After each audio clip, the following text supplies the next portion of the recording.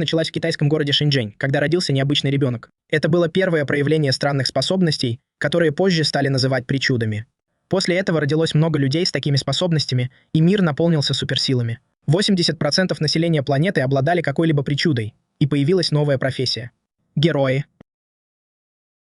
Была создана лицензированная группа героев, которых правительство выбирало для защиты общества. Однако в наше время герои другие. Их никто не выбирает, они действуют самостоятельно, и у каждого свое представление о справедливости. Возникает вопрос, можно ли вообще называть этих людей героями? Это стражи, которые стремятся стать настоящими героями.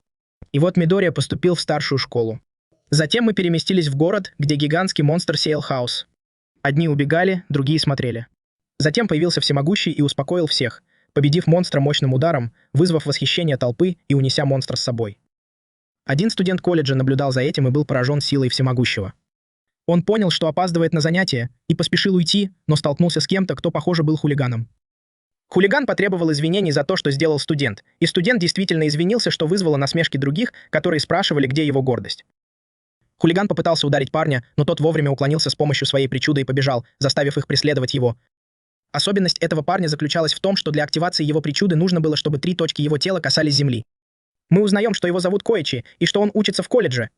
Некоторые люди хвалили его причуду, даже те, кто издевался над ним, но он продолжал идти своей дорогой. Затем мы видим, как в городе выступает девушка, а зрители ей аплодируют. Эта девушка, независимая певица по имени Поп Степ, продолжала выступать, а Коичи вместе с толпой наблюдал за ней. Зрители бурно аплодировали ей. Коичи подумал, что надеется, что полиция не заметит это сборище, и в то же время решил, что пение Поп Степ было обычным, ничем не примечательным. Однако именно ее прыжки и выступления заставили ее сиять, как яркую жемчужину. Затем он вспомнил, что опаздывает на работу, и поспешил туда. По дороге он размышлял о том, что люди заботятся о внешности и легко впечатляются тем, что видят. По пути он поскользнулся и подумал, что жизнь несправедлива. Когда он пришел на работу, менеджер сказал ему, что он опоздал и часть его зарплаты будет удержана. Коичи стоял в магазине, когда те же хулиганы, что и раньше, вошли туда в поисках неприятностей.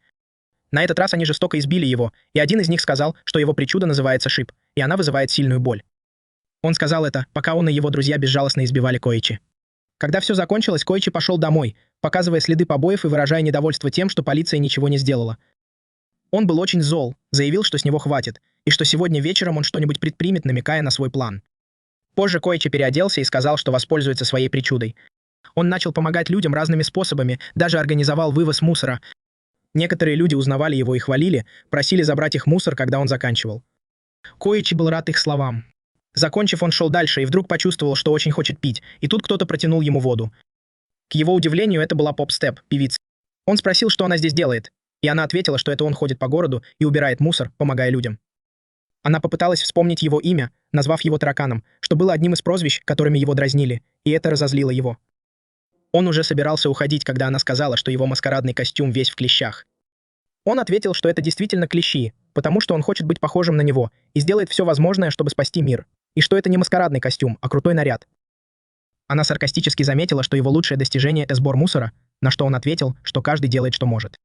Она продолжила: «Ладно, таракан», а он огрызнулся: «Меня зовут Милый парень». Он ушел, сказав ей быть осторожнее на вечеринках, чтобы полиция ее не поймала, и поблагодарил за воду. Ее тон разозлил ее. Она случайно ударила хулиганов, которые избили Коичи, а потом они начали издеваться и над ней, называя ее знаменитой певицей, которая поет на улицах. Они пытались снять с нее маску, чтобы выложить ее фото в интернете. Коичи наблюдал за происходящим, не вмешиваясь. Он просто сказал: «Ребята, прекратите это». Они сказали ему, чтобы он не вмешивался и убирался со своей дурацкой футболкой. Когда он снова попытался заговорить, их главарь посмотрел на него с такой злостью, что он занервничал. Он сказал им, что они правы и ему лучше уйти. Когда он уходил, он увидел, что по лицу девушки текут слезы, и это его задело. Он подумал, что должен что-то сделать.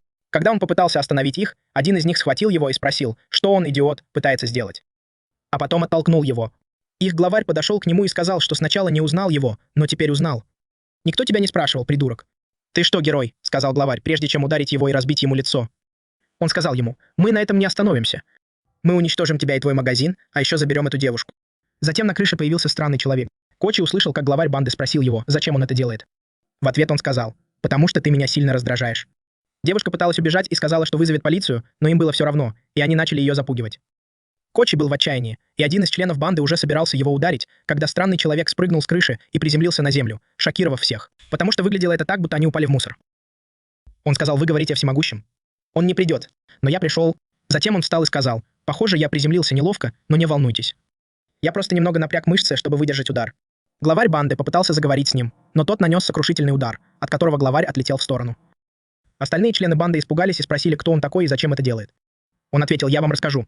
Меня зовут Калдастер, и меня называют Мстителем за мусор. Затем он подошел к остальным членам банды и вырубил их. После этого он вырвал одному из них язык и сказал: цвет не изменился. Похоже, он не из них. Увидев язык другого человека, он сказал: ты тоже не из них. Похоже, он искал какую-то банду. Затем он позвал Кочи, который был напуган и все время повторял, что он не из них. Калдастер ответил: парень, у тебя есть потенциал, и иногда мне нужна помощь. Присоединяйся ко мне, и я сделаю из тебя героя.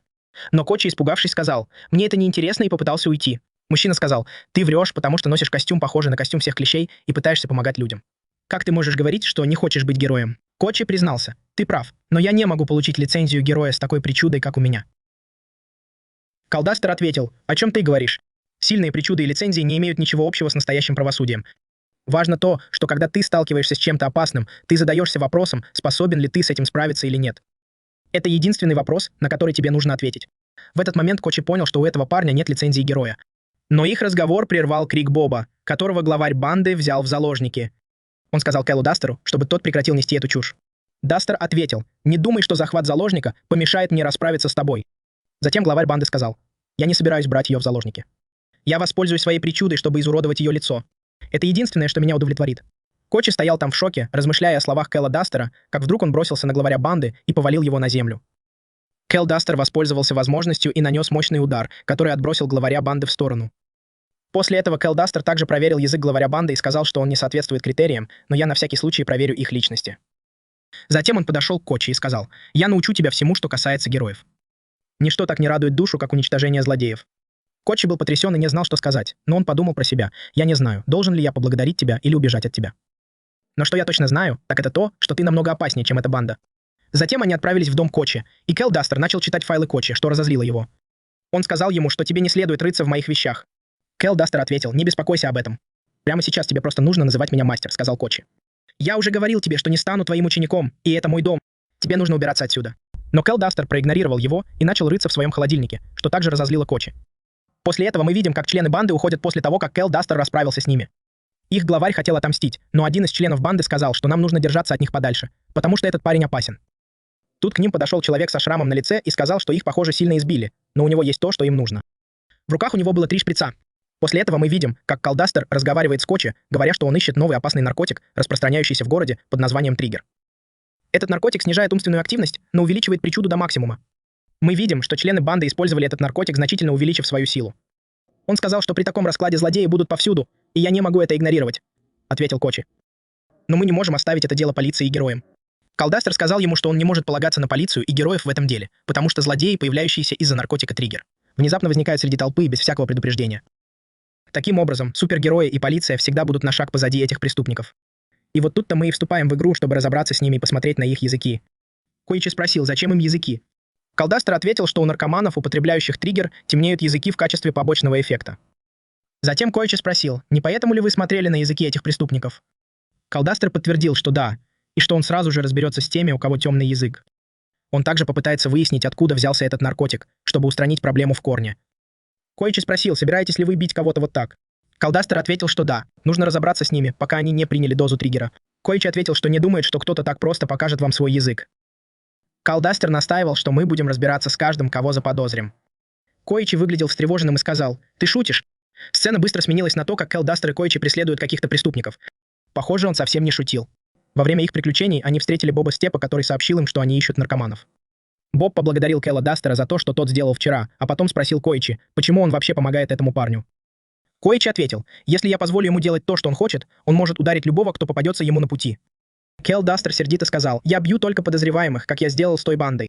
Боб Степ сказал, но это действительно случайный метод. Тебе нужно включить мозги и сузить круг поисков. Наверняка многие люди сфотографировали злодеев. Она искала их в телефоне. В этот момент Кэл Дастер остановил мужчину, который шел по улице, и приказал ему высунуть язык. Коичи попытался остановить его, но мужчина случайно упал на землю, и из его сумки выпало несколько кукол. Кэл Дастер сказал, взрослый человек, разгуливающий с детскими куклами. Это определенно подозрительно. Мужчина сказал, что работает в торговле игрушками, и Коичи попытался его защитить, но это было бесполезно. Кэл Дастер схватил мужчину и уже собирался его задержать, когда внезапно появился учитель Айзава и остановил Кэла Дастера, сказав: «Насилие недопустимо». Затем учитель Айзава спросил Кэла Дастера: «Вы один из этих злодеев?» Коичи и Боб Степ были шокированы, узнав, что Бритва был официальным героем, а Кхалистер провоцировал его на драку.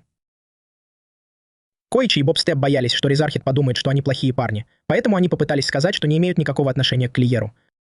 После этого между Клиером и Рейзархедом началась ожесточенная схватка. Клиер атаковал Рейзархеда и нанес удар. Но это не причинило Рейзархеду никакого вреда.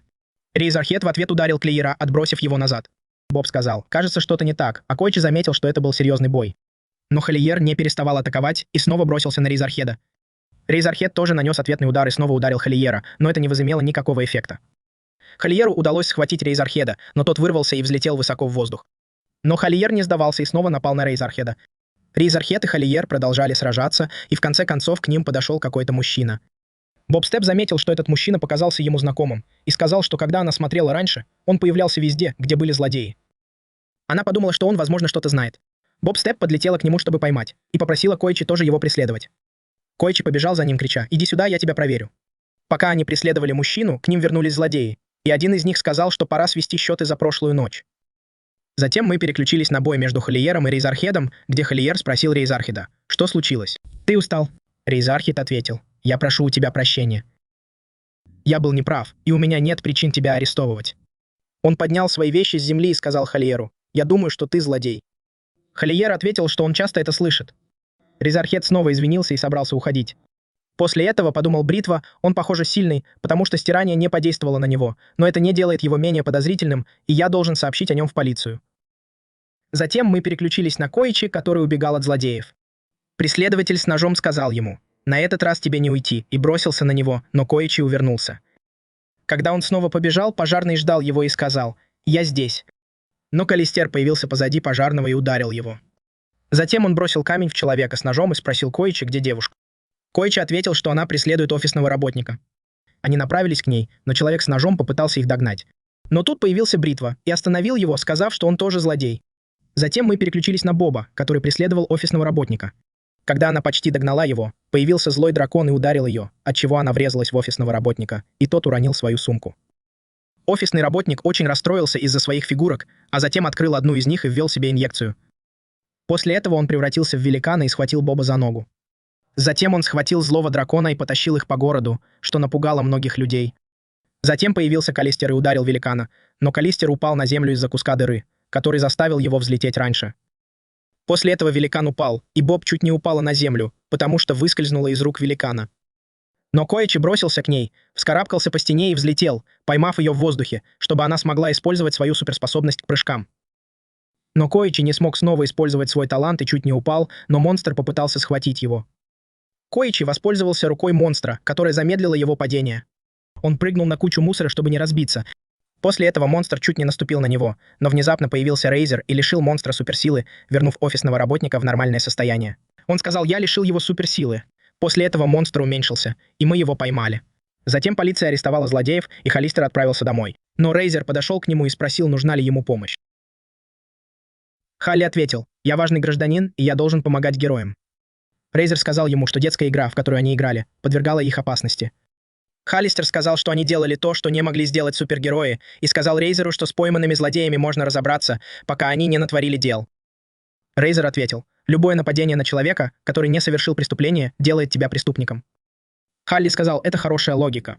Разве не правда, что мы можем обвинить кого-то только после того, как преступление совершено?» Рейзер ответил: «Так что проще просить прощения, чем разрешения». Халли сказал: «У тебя есть недостатки, как у других злодеев». Рейзер ответил: «Я уже слышал это раньше». И ушел. Мы переключились на Боба и Коичи, который спросил, как у него дела. Он сказал, что все в порядке, но немного устал. Но он должен был вмешиваться только в то, что знал, и эти сражения были для него, как будто он был каким-то героем, потому что он упал и думал, что может умереть. Бобст сказал ему, что это все раздражает, и посоветовал держаться подальше от мелочей. Она хотела поблагодарить его, но после этого не стала. Он сказал ему, что нужно прыгать дальше, и дело в приземлении. Он сказал, что это здорово, что ты смог повторить мое приземление на мешки с мусором, но тебе нужно еще многому научиться. Коичи сказал Калистеру: «Ты сказал, что я не твой ученик». Калистер ответил: «Ты назвал меня учителем».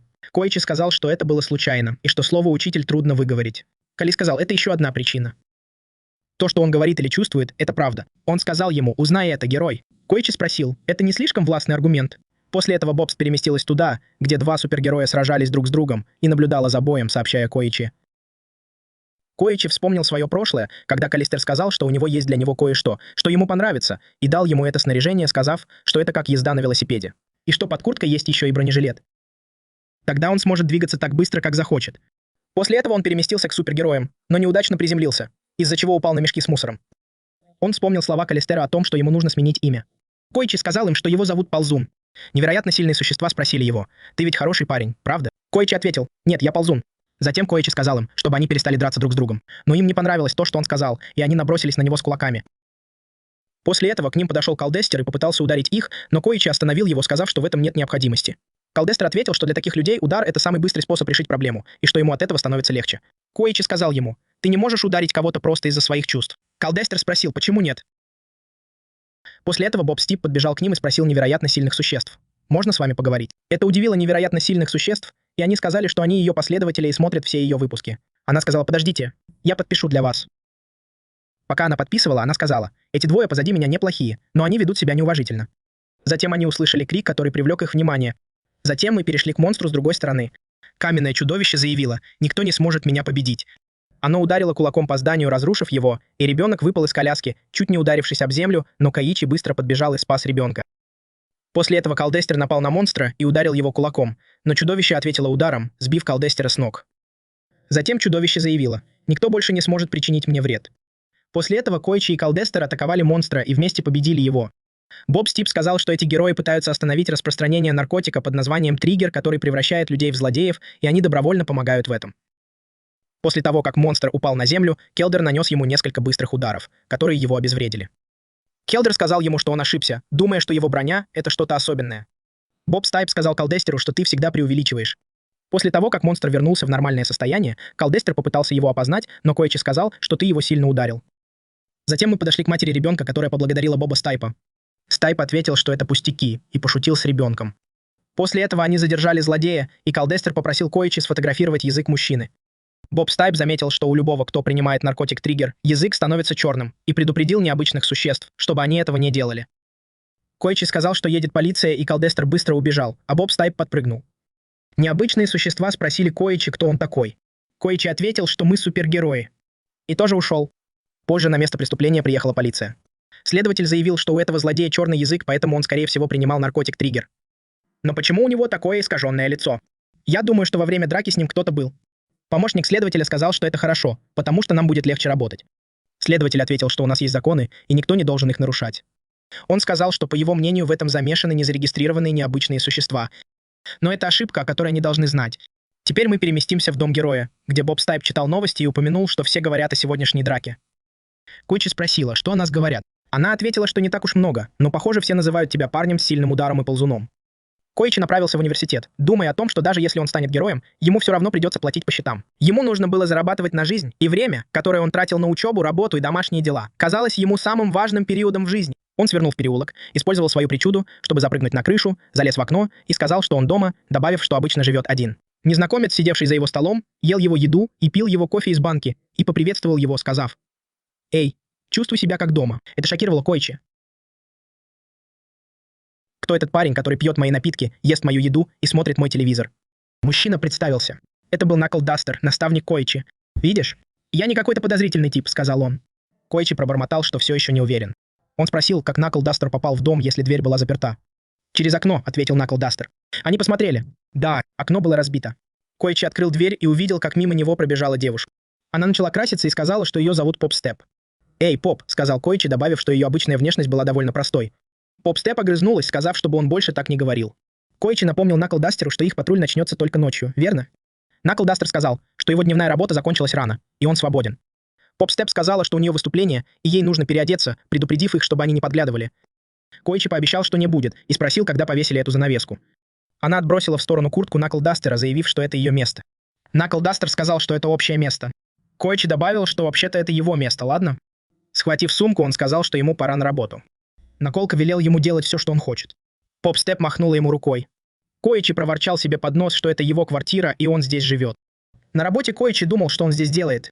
Он мечтал о лучших временах, о том, что его жизнь должна стать лучше, и что с тех пор, как он поступил в колледж, у него не появилось ни одного друга. Тем временем Попстеп выступала. Зрители любили ее, и она пела все громче и громче. Какой-то мальчик попытался протиснуться вперед, чтобы пожать ей руку, но мужчина оттолкнул его, сбил с ног и велел стоять в очереди. Подошел другой мужчина и сказал, что он все понимает, но мальчику все равно придется подождать. Парень в очках добавил, что если мальчик прорвется вперед, Попстеп заплачет. Пусть лучше радуется тому, что стоит в очереди. Преврати свои чувства в свет. Пусть твоя любовь взорвется. Крикнул он, и из его очков вырвался луч света. Попстеп поблагодарила его за крутое световое шоу. Мальчик в ярости назвал их лжецами. Велел им заткнуться, что-то вколол себе, превратился и бросился на Попстеп. Коичи только что закончил работу и решил, что у него есть время на перерыв, когда мимо пробежала Попстеп, преследуемая монстром. Она прыгала по крышам, но не могла от него оторваться. Наколка предложил устроить засаду. Попстеп продолжала бежать, крича монстру, чтобы он отстал, потому что он отвратительный. Коичи удалось схватить его. Наколка замахнулся с другой стороны, но удар не попал в цель. Из-за слизи, покрывавшей существо, Коичи не удержал его, и оба героя поскользнулись и упали. Попстеп нырнула в узкий проход между зданиями. Монстр искал ее. Коичи позвонил ей и сказал, что это просто фанат, который хотел пожать ей руку. Попстеп снова появился. Существо протянуло руку. Она пожала ее. Монстр расплакался, попросил обнять его, обнял ее и даже попытался поцеловать. Коичи и Накула Кулак обсыпали их мукой. Мука впитывает влагу, и теперь мы можем приготовить эту высушенную змею, пошутил Накула Кулак. Они напали на существо, скрутили его, и оно превратилось в человека. Коичи заметил, что пользователи триггеров в итоге оказываются голыми, потому что их одежда рвется. Вот почему нужно бить их, пока они не успели измениться, сказал Накула Кулак. Послышался звук полицейской сирены. Коичи сказал, что на сегодня они закончили. Попстеп настояла на том, чтобы сначала принять душ. Когда они вернулись к Коичи, Попстеп попросила его купить хороший шампунь. Дешевый шампунь портит волосы. Накула Кулак сказал Коичи, что пиво закончилось. Коичи заметил, что Накула Кулак выпил все. Накула Кулак просто сказал ему купить еще. Попстеп сказала Накуле Кулаку, чтобы он перестал ходить полуголым. Он ответил, что не выходил из-за занавески. Она читала его за манеры и попросила выйти покурить, чтобы от него не пахло сигаретами. «Ты когда-нибудь слышала об айдоле, от которого пахнет табаком?» Он проигнорировал ее, разозлив еще больше. Коичи сказал, что пойдет развесить белье, и поднялся на крышу. Тем временем детективы Цукуучи и Тануа обсуждали недавние случаи внезапного появления злодеев. Каждый из них принял препарат, содержащий триггер. Тануа отметил, что триггер — это усилитель пречут, не одобренный правительством, и теперь он распространяется как наркотик «Черная мечта», который дает любому силу уровня героя. Но общественный порядок важнее, чем мечты. Цукуучи сказал, что почти все инциденты произошли в районе возле станции в старом центре города на востоке Нарухаты. Танума заметил, что это облегчает поиск источника. Цукуучи добавил, что каждый из преобразившихся говорил, что получил препарат от незнакомца. Возможно, это были бесплатные образцы нового продукта. Танума усмехнулся, услышав, что такие дорогие лекарства раздают просто так, и сказал, что главное выяснить мотив. Он предположил, что это может быть политическим заявлением, чтобы досадить властям, или инвестицией для достижения какой-то более масштабной цели. Его воображение разыгралось, поэтому им нужно было сосредоточиться на реальности. Когда они вернулись домой к Коичи, тот спросил Попстеп, получила ли она сообщение. Она сказала, что видела тех двух парней, которые были с преобразившимся мальчиком. Они сказали, что встретили его на шоу. Коичи спросил, отпустили ли мальчика. Попстеп не знала, но сомневалась, что он хотел кому-то навредить. Возможно, кто-то обманом заставил его принять препарат. Она предположила, что парни думали, что он может рассказать, кто его дал. Коичи сказал, что мальчик может быть важной зацепкой, и предложил позвонить их наставнику. Попстеп сказала, чтобы он подождал, если Накула Дастер снова увидит мальчика, он его ударит. Коичи положил телефон и согласился пока не вмешивать в это старика. Коичи и Попстеп вышли вместе. Коичи шел быстро. Попстеп попросила его идти помедленнее, чтобы она могла идти рядом. Она привыкла прыгать в этих туфлях. «Ладно, возьми меня за руку», — сказал он. Они встретили группу девушек, которые узнали Попстеп. Одна спросила, будет ли у нее сегодня еще одно выступление. Сказала, что очки ей идут больше, чем повязка на глазу, и попросила сфотографироваться. Коичи сделал снимок. Затем девушка спросила, не Коичи ли ее парень, и не собираются ли они объявить об этом публично. Попстеп сказала, что это не так. «Нет, это совсем не так», — добавил Коичи. Попстеп, раздраженная, спросила, почему он так быстро это отрицает. Коичи спросил, почему она расстроилась. Она сказала, что он просто ее менеджер и помогает ей. Девушка попрощалась. Коичи заметил, что Попстеп очень популярен. Появился парень в очках, представился как Самадзу и сказал, что рад видеть Попстепа. Попстеп спросила его други Намимару. Самадзу ответил, что Намимару пошел домой за вещами, и они скоро придут. Самадзу предложил закончить разговор в ближайшем кафе. Попстеп согласился, но сказал, что в таком виде ему будет неловко. Вдруг появился Накула Дастер и спросил, что они делают, напугав Коичи. Коичи сказал, что они просто покупают напитки. Накула Дастер сказал, что они могут посидеть и выпить, если хотят. Самадзу прошептал: «Отлично, теперь все проблемы здесь. Что нам делать?» Попстеп попросил Коичи придумать отговорку. «Давайте перейдем к девушке, которая сфотографировалась с Бобом. Ее звали Хатисука, и она была довольна фотографией. Ее подруга сказала, что не знала, что Хатисука интересуется такими вещами, и назвала ее немного странной. Но тут вдруг появилась пчела и ужалила Хатисуку прямо в глаз. Когда это случилось, Хатисука сказала своим друзьям, что идет на работу. Ее подруга удивилась. «Ты сейчас идешь на работу?» А другая подруга спросила, «Ты не идешь с нами в караоке?» Хатисука ответила, «Не в этот раз. Может быть, в следующий раз». Хатисука ушла. После того, как она ушла, она представилась еще раз, сказав, что она старшеклассница и подрабатывает злодеем. Особенность Намиар в том, что она пчелиная матка, и у нее есть большой рой пчел, которые выделяют вредные вещества. Ее задача — использовать их, чтобы сеять хаос в городе. Она выпустила пчел на людей в городе, из-за чего они получили травмы и превратились в монстров, которые начали нападать на других. В итоге Таро отделился от Намиар. Затем мы видим полицейского, который сообщает детективу Цукачи, что в торговом районе Нарухаты внезапно появилась большая группа злых монстров. Детектив Цукачи говорит, что немедленно вызывает подкрепление в этот район. Затем мы переключаемся на Кодиша и Боба Степа. Кальстер побежал, когда увидел, что над ним летит опасная пчела. Боб Степ рассказала им о сообщении, которое она получила о появлении группы злодеев. Их было не меньше 10. Кодиш сказал, что это невозможно. Затем они увидели героя Эргота, который первым прибыл на место происшествия. После этого все герои напали на злодеев, включая героя по имени Махи. Герои победили всех злодеев. Боб Степ сказала, что, по ее мнению, герои справились с проблемой. Кодиш спросил, куда делся учитель и почему он так спешил. Боб Степ сказала, что понятия не имеет. Затем мы переключаемся на Кальстера, который поймал опасную пчелу, а затем на Намиар, который искал Таро. Кальстер появился позади Намиар, схватил его и сказал, что, по его мнению, поблизости был подозрительный человек, который использовал пчел. Кальстер уничтожил пчелу, из-за чего Хатисука получил травму и начал истекать кровью. Хатисука сказала, что ей не нравятся люди, которые плохо обращаются с девушками. Тао стоял рядом с ней и спросил, все ли с ней в порядке. Хатисука ответила, что да, конечно, и сказала Тао, что он очень милый. Она обняла его и попросила пойти с ней. Тао сказал, что его ждет друг. Она сказала ему, «Разве я не твой друг?» Затем она сказала, «Пойдем», и показала ему фотографию с Бобом Степом. Теперь вернемся к команде Кодиша. Намимо пришла и рассказала, что случилось с Кодишем и что он потерял Таро. Калдестер ударил одного из странных персонажей, которые были членами банды из 3 человек, которые доставляли неприятности жителям города. После того, как они остановили их жестокие действия, Кутиш сказал, что у них не черные языки, значит, они не причастны к взрыву.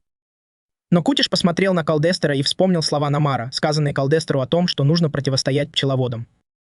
После этого Калдестер взлетел в воздух, а за ним Кутиш и Боб Степ. Затем мы переместимся на крышу Кутиша, где он тренируется с Калдестером. Кутиш спросил Калдестера, причастен ли он к пчеловодам. Калдер нанес Кутишу сильный удар, от которого Боб Степ был в шоке. Но Кутиш сказал, в конце концов, я не думаю, что я создан для рукопашного боя.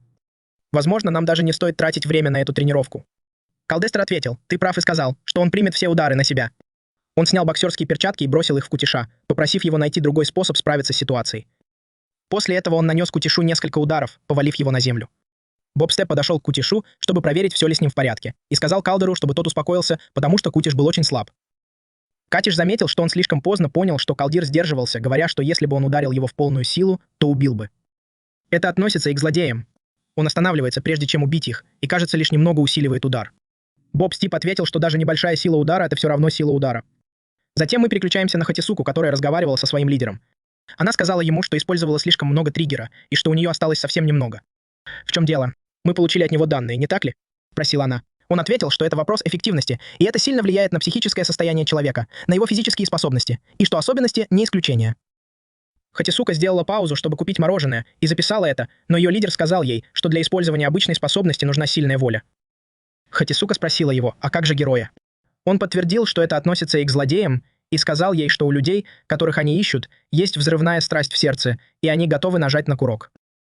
Ей показалось это раздражающим, что такие люди доставляют неудобства. Затем мы вернулись к Хатисуке с одним из ее помощников, который сказал ей, что она действительно была выбрана, чтобы дать волю своему гневу. Он спросил, о чем ты говоришь, дура? Она ответила, что он, кажется, занят чем-то другим и, наверное, справится. Он разозлился и сказал, не лезь ко мне. Хатисука сказала ему выпустить свой гнев и превратить его в силу. Она ввела ему триггер, превратив его в монстра. Он замахнулся на Хатисуку, но она увернулась и подпрыгнула, чтобы он не смог достать ее сверху. Затем она сказала ему, что он должен драться с кем угодно, но так, чтобы никто не видел. После этого она спрыгнула на землю и сказала, что пошутила. Парень полностью превратился в огромного зверя и начал крушить город. Кьютиш подбежал к нему, и вскоре к нему присоединился Боб Степ, спрашивая Кьютиша, что им делать. Затем монстр напал на Кьютиша, замахнувшись кулаком. Кьютиш увернулся и сказал Бобу Стипу, чтобы тот вывел людей из зоны поражения, пока он будет отвлекать монстра, пока не прибудут остальные профи. Боб Стип взлетел повыше и начал предупреждать людей о монстре, призывая их к эвакуации, что привело к хаосу, и люди начали разбегаться. Тем временем монстр продолжал нападать на Кьютиша, нанося удары, но Кьютиш смог увернуться.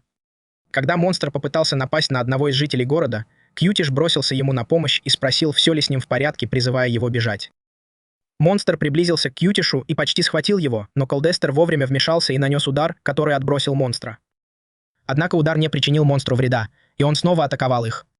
Им удалось увернуться, и Колдестер сказал Кьютишу собрать всю свою внутреннюю силу и сконцентрировать ее в кулаке, когда он будет атаковать. Кетч сказал, что опасно подходить близко и что нужно сдерживать монстра на расстоянии. Колдестер настаивал, что это не обязательно, утверждая, что удары притягивают удары. Монстр атаковал, нанося несколько ударов, но Колдестеру удалось увернуться и нанести ответный удар. Однако монстр собрался силами и замахнулся на Колдестера, который увернулся от удара и в ответ нанес мощный удар, сбив монстра с ног. Колдестер отметил, что атаки этого монстра были быстрыми и сильными, он вкладывал много энергии в свои решающие удары. Когда монстр атаковал его со всей своей мощью, его тело было слабым, поэтому справиться с ним было легко, но все равно очень опасно. Калдир был весь в крови. Он сказал, что этот монстр был агрессивным и крупным, что делало его опасным противником. Когда дело доходит до злодеев, они либо сражаются до последнего, либо уходят. Затем мы вернулись на крышу Кудши, где Колдистер тренировался с Кудишем. Колдистер сказал, что в последнее время ему попадались только слабые противники, но это его не устраивало.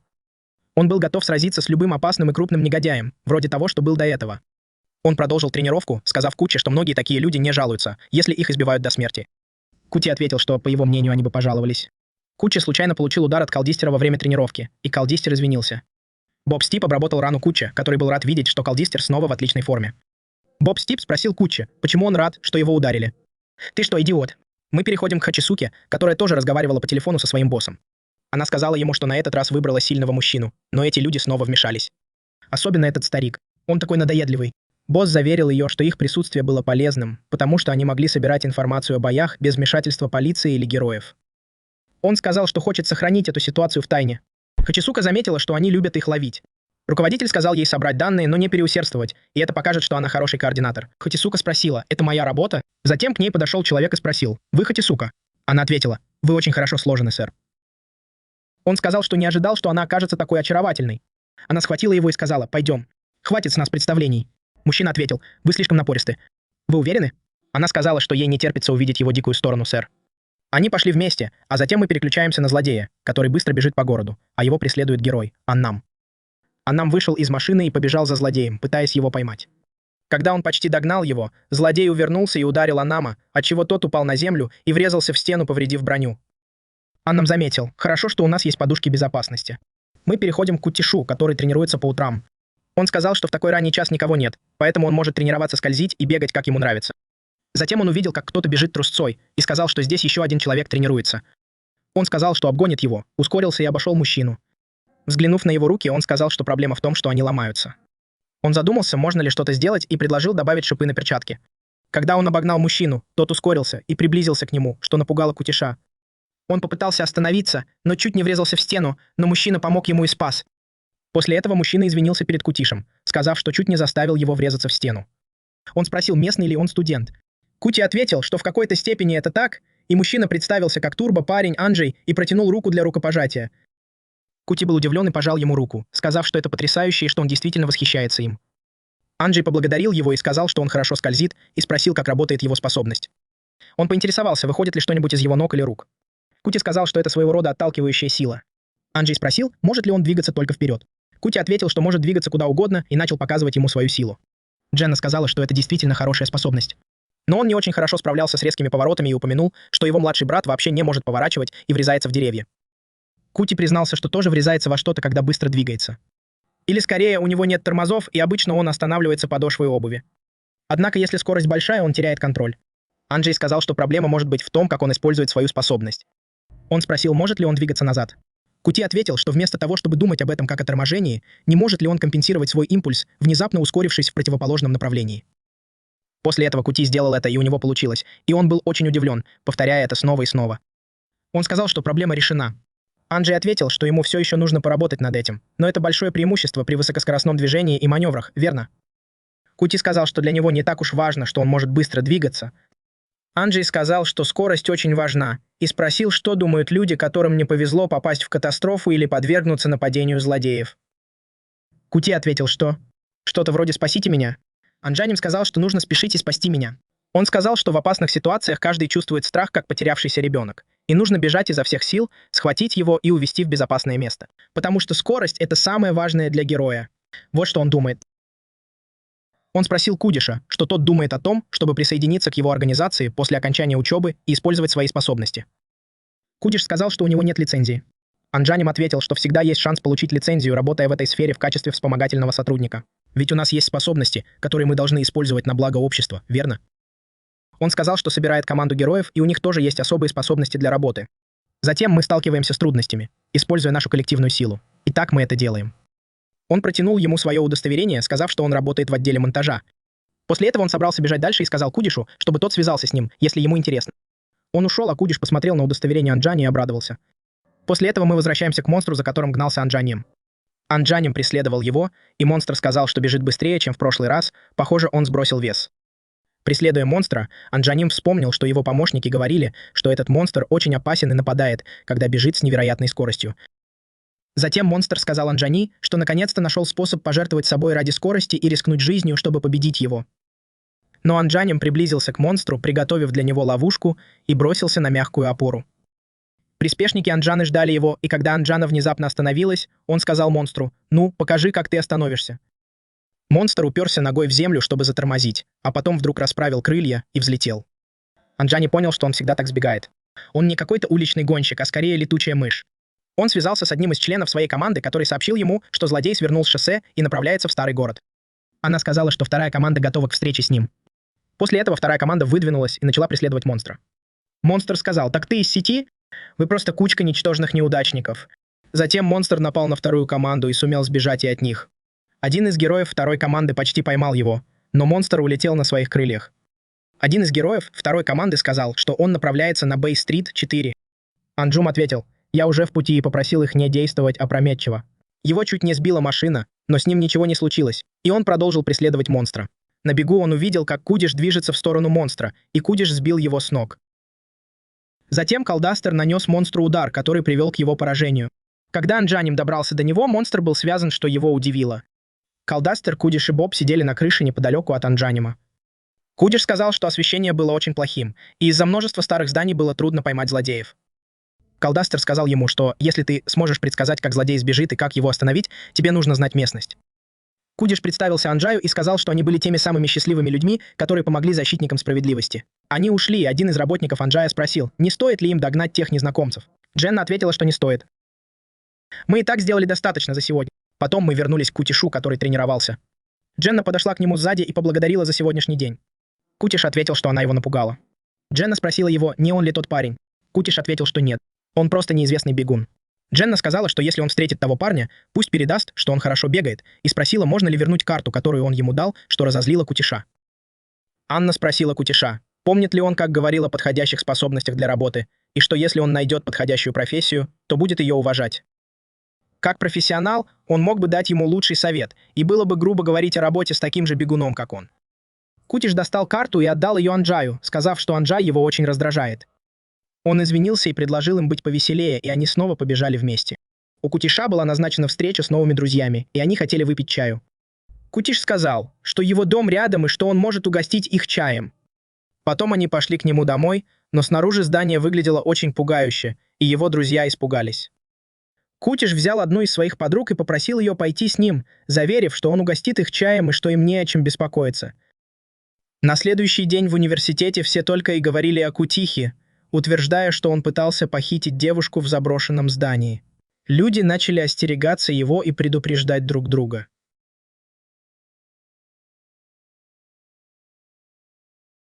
Как обычно, Попст и Калистер спорили о том, что Калистер курит в комнате. Поп сказала, что уже много раз предупреждала его, чтобы он не курил в комнате. Калистер ответил, что это не страшно, и попросил ее не волноваться. Попст сказала, что это сокращает ее жизнь. Кутихи подумал, что эта вечеринка никогда не закончится, но в этом костюме все было терпимо. Позже в новостях сообщили, что некий Айро ограбил ювелирный магазин и находится в розыске. Супергерои начали его искать. Позже, в переулке недалеко от улицы, был замечен Айро с окровавленным ножом в руках, который дрался с другим супергероем. Попс пришла к Кутихе и сказала, что ей нужно составить плейлист для предстоящей вечеринки. Она спросила Кутихи, дома ли он. Он ответил, что да, это его дом. Она открыла холодильник, взяла чашку конфет и спросила, что он делает. Кутихи ответил, что чинит свой костюм. Попс предложила ему заменить его на более прочный, но он настоял на том, что так и должно быть, потому что в этом костюме он чувствует себя смелее. Попс спросила, нравится ли ему костюм, и Койчи ответил, что решил съесть конфеты из чашки. Попс сказала, что не слышала, чтобы он просил ее не есть конфеты, и попросила написать свое имя, если это важно. Койчи сказал, что это не важно, и спросил, не может ли она отказаться от спора. Попстеп ответил, что не стоит так с ней обращаться. Койчи сказал, что в следующий раз, когда он купит сладости, он возьмет для нее побольше. Она уточнила, что дело не в этом, и назвала его скупым за то, что он чинит костюм, вместо того, чтобы купить новый. Койчи сердито сказал, что его костюм не изношен, и попросил ее поговорить о чем-нибудь другом, потому что он не собирается уступать. Попстеп сказал, что ладно, как хочешь. Кутичи показал ей коллекцию костюмов, объяснив, что они не дешевые, а эксклюзивные товары для фанатов, и что каждый год выпускаются лимитированные серии. У него был только один костюм, выпущенный 5 лет назад, во времена Серебряного века. Попстеп спросил, не хватает ли ему еще одного, и Кутичи сказал, что отдал его кому-то. Он рассказал, что еще в средней школе серьезно хотел стать героем и сдал экзамен на супергероя в токийской школе, чтобы поступить на курс героев. Утром перед экзаменом он очень опаздывал. Когда он подбежал к месту проведения экзамена, то услышал крики мужчин о том, что тонет ребенок. Кутичи не знал, что делать, он мог опоздать на экзамен, но решил прыгнуть в воду и спасти ребенка. Оказалось, что вода была неглубокой, и спасти ребенка было легко. Потом он вылез из воды, и его обдало горячим воздухом. Он спросил, не видел ли кто-нибудь его одежду, и женщина отдала ее ему. Он сказал, что это не его одежда, а ребенка, и отдал ее мальчику, прежде чем поспешить на экзамен. Он сказал Попстеп, что опоздал на экзамен, и часто думал, стал бы он пытаться стать героем, если бы этого не случилось. Но он оставил свой героический дух там, где лежал его драгоценный костюм. Мальчик, имени которого я даже не знаю, сказал ей, что этот ребенок стал супергероем, и признался, что когда-то давно его самого спас какой-то человек, и он очень хотел бы его отблагодарить. Кауда увидел этого супергероя в новостях и сказал, что это здорово, что он стал супергероем. Папаша сказал, что это глупо. Ты говоришь мне, что всю жизнь играл в свои обычные игры в героя. Она сказала ему, что он поступил глупо и ушла. Кута спросил папашу, что его так расстроило. Разве он не должен посмотреть на это с другой стороны? После этого папаша полетел к ее дому, называя его идиотом. Когда она вошла в дом, то сказала себе, что его не так-то просто переубедить, и что мальчик, о котором он говорил, это она, и что она вообще не мальчик. Она достала куртку Куты и обняла ее, но она, девочка. Она вспомнила тот день, когда пыталась перейти реку вброд. Из-за дождя земля была скользкой, и она упала в реку. Но с тех пор она никогда не забывала своего спасителя, и он всегда был в ее мыслях. Хоть она и встретила его поздно, он все равно спас ее. Но она никак не могла найти способ отблагодарить его. Она вспомнила, как он сказал ей, «Ты же не можешь отступить, правда?» Папаша сказал, что это неправда. Она положила куртку в сумку, купила конфет и полетела к дому Куты. Кута открыл дверь и спросил, что случилось. «Ты что-то забыла?» — спросил папаша. «Я хочу тебе кое-что сказать». Когда она вошла, то увидела внутри Кутстра, и это ее разозлило. Кестру съел конфету, а Куда спросил, почему он не принес конфет для него. Она ответила, что Кестру съел свою порцию. Куда спросил, что она хотела ему сказать. Это из-за того, что было в сумке? Кестру сердито сказал, что в сумке было только его. «Не трогай это». Она ушла, оставив Куду в недоумении. Калистру спросил, зачем она снова пришла сюда. Мы переехали в дом Кестру, где она сказала, почему это происходит со мной. Затем она посмотрела на сумку и надела куртку Куды. Потом мы отправились в полицейский участок, где Акиру отпустили после допроса о введении триггера. Следователь спросил Акиру, кто дал ему триггер. Он ответил, что не знает. Это те, кто связывается со мной. После этого Акира отправился в убежище Хатисуки. Хатисука сказал ему, что у него есть новая доза. Затем Акира появился на улице в виде монстра, напугав людей. Куда направился к Акире, а Попс присоединился к нему. Куда спросил, разве мы не ловили этого парня раньше? Я думал, что его навсегда посадят в тюрьму вместе с преступниками. Попс сказал, что, похоже, ты не зарегистрирован как злодей, если не совершаешь преступлений, связанных с причудами. Одного раза недостаточно. Куда сказал, что теперь понял. Лучше остановить его, пока он не начал совершать преступления. Он атаковал, и Поп сказал, что он всегда ведет себя так, будто защищает преступников. Куда напал на злодея, который сказал «Опять ты, Куда?». Злодей нанес удар, но Куда увернулся и обрадовался, потому что злодей назвал его по имени, а не кондитером. Поп сказал, что не стоит радоваться, когда злодей называет тебя по имени. Злодей снова атаковал, но они увернулись от его ударов. Куда сказал Попсту, что он сзади. Я отведу его в безопасное место. Попс сказал, что Калдистра сегодня нет, вспомнив, что тот говорил, что у него другая работа. Они удивились, неужели он занимается чем-то еще. Злодей напал на Куду, нанеся несколько ударов. Но Куда увернулся от них и сказал, что скорость и сила этого злодея возросли. Мы подошли к Хатисуке, который сказал, что я ввел Акире препарат ТРД, коктейль, повышающий уровень дофамина. В результате его психологическая агрессия и причуда значительно усилились. Но это не сильно повлияло, не так ли? Хотел бы я увидеть, насколько силен этот человек. Мы видим, как Кута уклоняется от атак злодея и избегает его ударов, говоря, что земля разрушена. От атак злодея было трудно уклониться, и он почти попал по Куташи. Но в последний момент вмешался сверхчеловек, заблокировав удар злодея, направленный на Куташи, и контратакой отбросил злодея. После этого сверхчеловек атаковал злодея, нанося ему несколько ударов, пока не приехала полиция. Боб Степ. Полиция уже здесь. Злодей сразу же сбежал.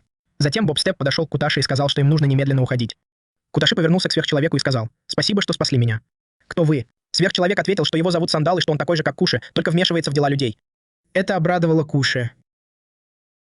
Он сказал «до встречи» и ушел.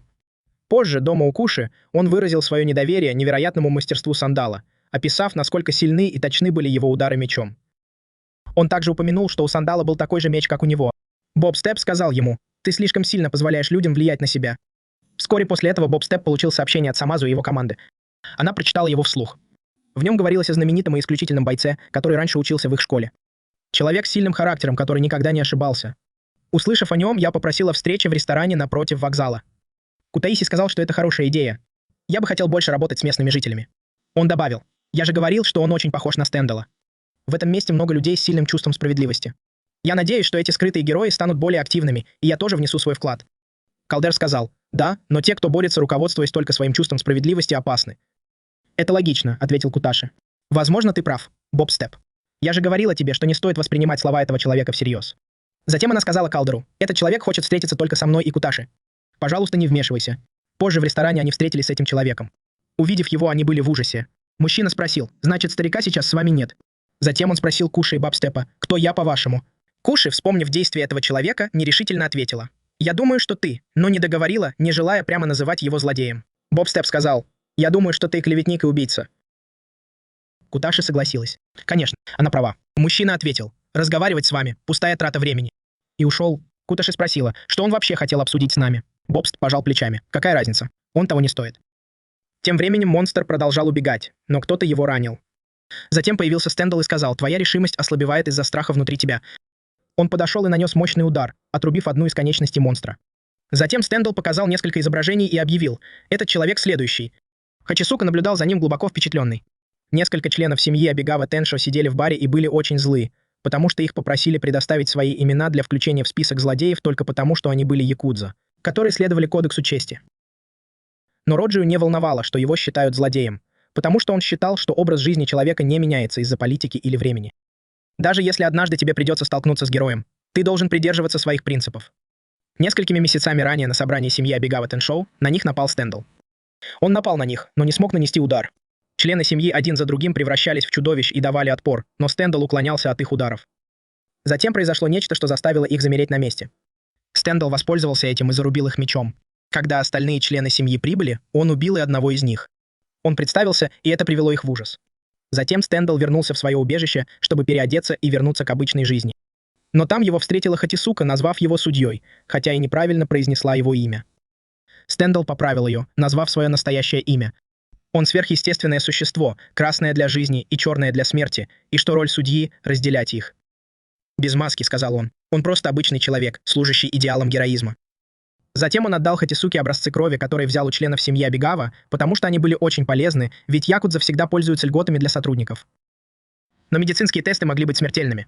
Стендал сказал, что убьет всех оставшихся злодеев, включая саму Хатисуку, так же, как убил тех, кто был в баре. Но у Хатисуки были люди, которые могли ее защитить, и в то же время они разрушали город.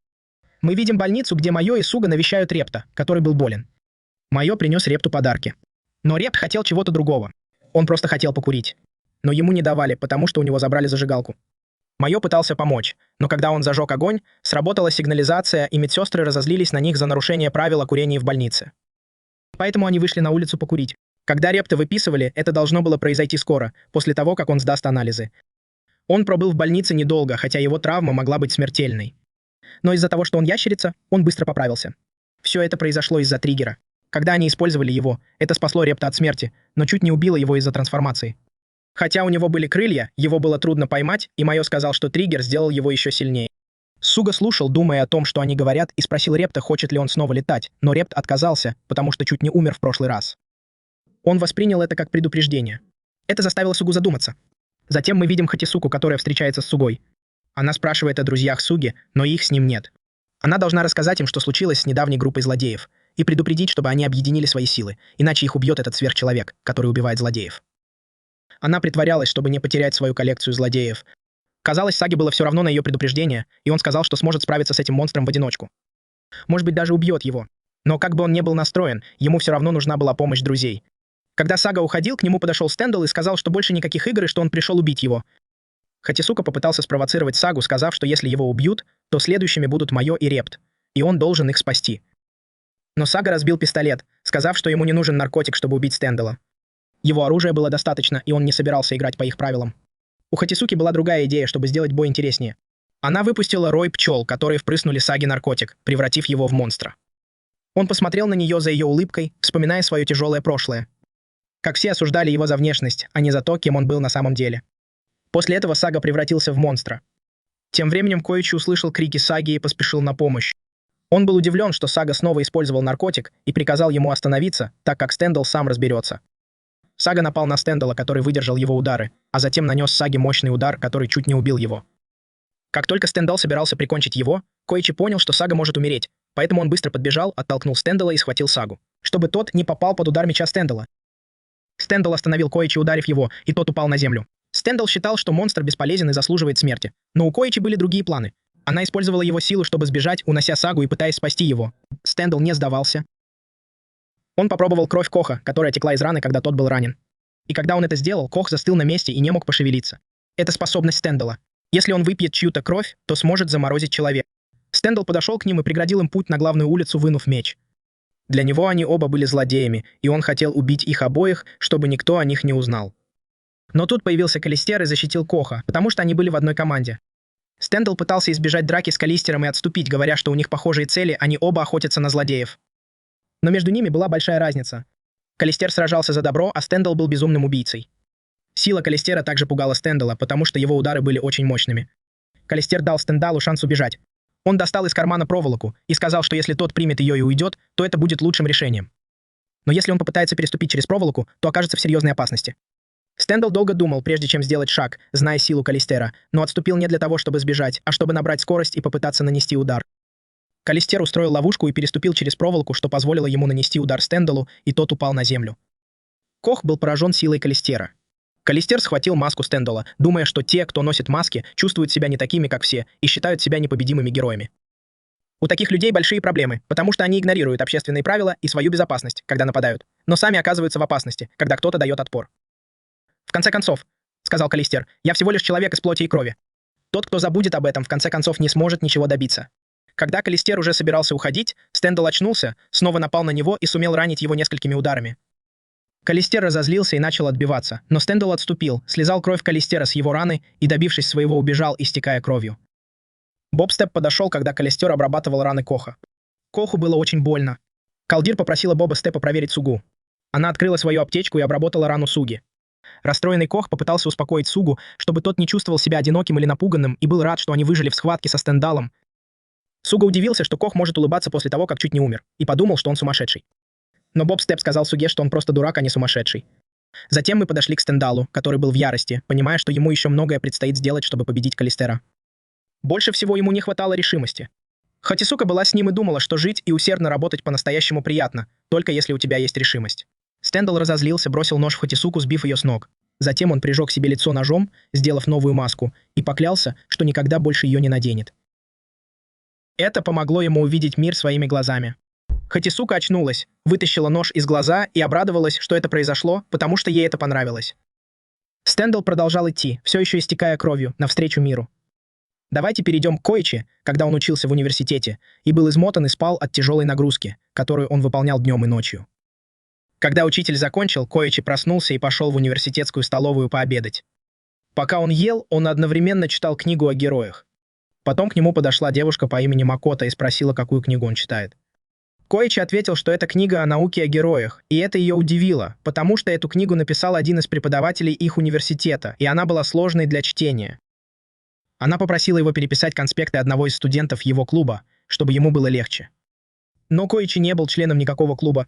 Тогда она поняла, что он учится один, и ему стало неловко. Они договорились, что она будет посещать семинары учителя Арана, а взамен они будут называть его руинами-ползуном. Нарахатаис хотел найти парня, который разбирается в этом месте и который мог бы ему помочь. Они договорились, что она будет помогать ему с учебой, а он ей с ее делом. Потом мы пошли к Коичи домой, пока Боб Степ был там. Она слышала, как Макото и Коичи шутят. Потом она собрала свои вещи и хотела уйти, но спряталась от них. Коичи вошел в дом и попросил Макото подождать снаружи, пока он уберет в комнате. Они увидели, что в доме Коичи полный беспорядок. Он начал собирать вещи с пола, и его куртка супергероя тоже исчезла, чтобы его не узнали как супергероя. Он бросил все за занавеску, и она упала на голову Боба Степа. Потом вошла Макото и начала готовить и раскладывать учебные материалы для него, пока Коичи делал им напитки. Она записала лекцию, вопросы с предыдущих экзаменов и попросила его присутствовать на тех занятиях, которые были оценены, что успокоило Коичи.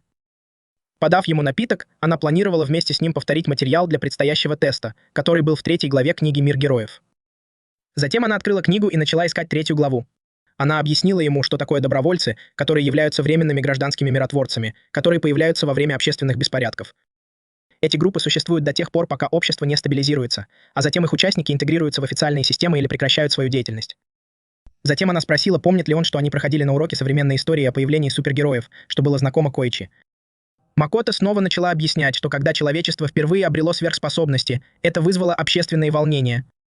Потребовался ответ, и некоторые граждане вызвались помогать и использовали свои способности для поддержания порядка в обществе. После этого были приняты законы, регулирующие использование сверхспособностей, и добровольцы получили официальное право на свои действия, став героями. Коичи вспомнил об этом. Но это официальная версия.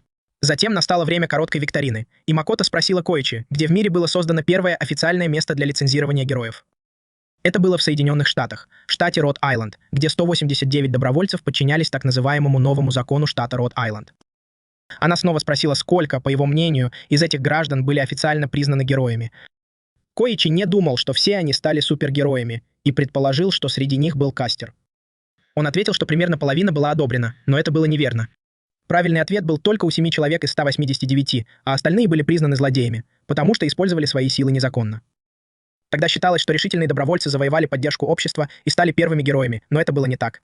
Она также сказала, что настоящая цель системы лицензирования заключалась не в том, чтобы поощрять злодеев, а в том, чтобы определить, что делает человека злодеем. Она начала рассказывать ему о некоторых случаях, которые были описаны в газетах, и о том, как людей делили на героев и злодеев. Она продолжала объяснять, и Коичи был поражен услышанным.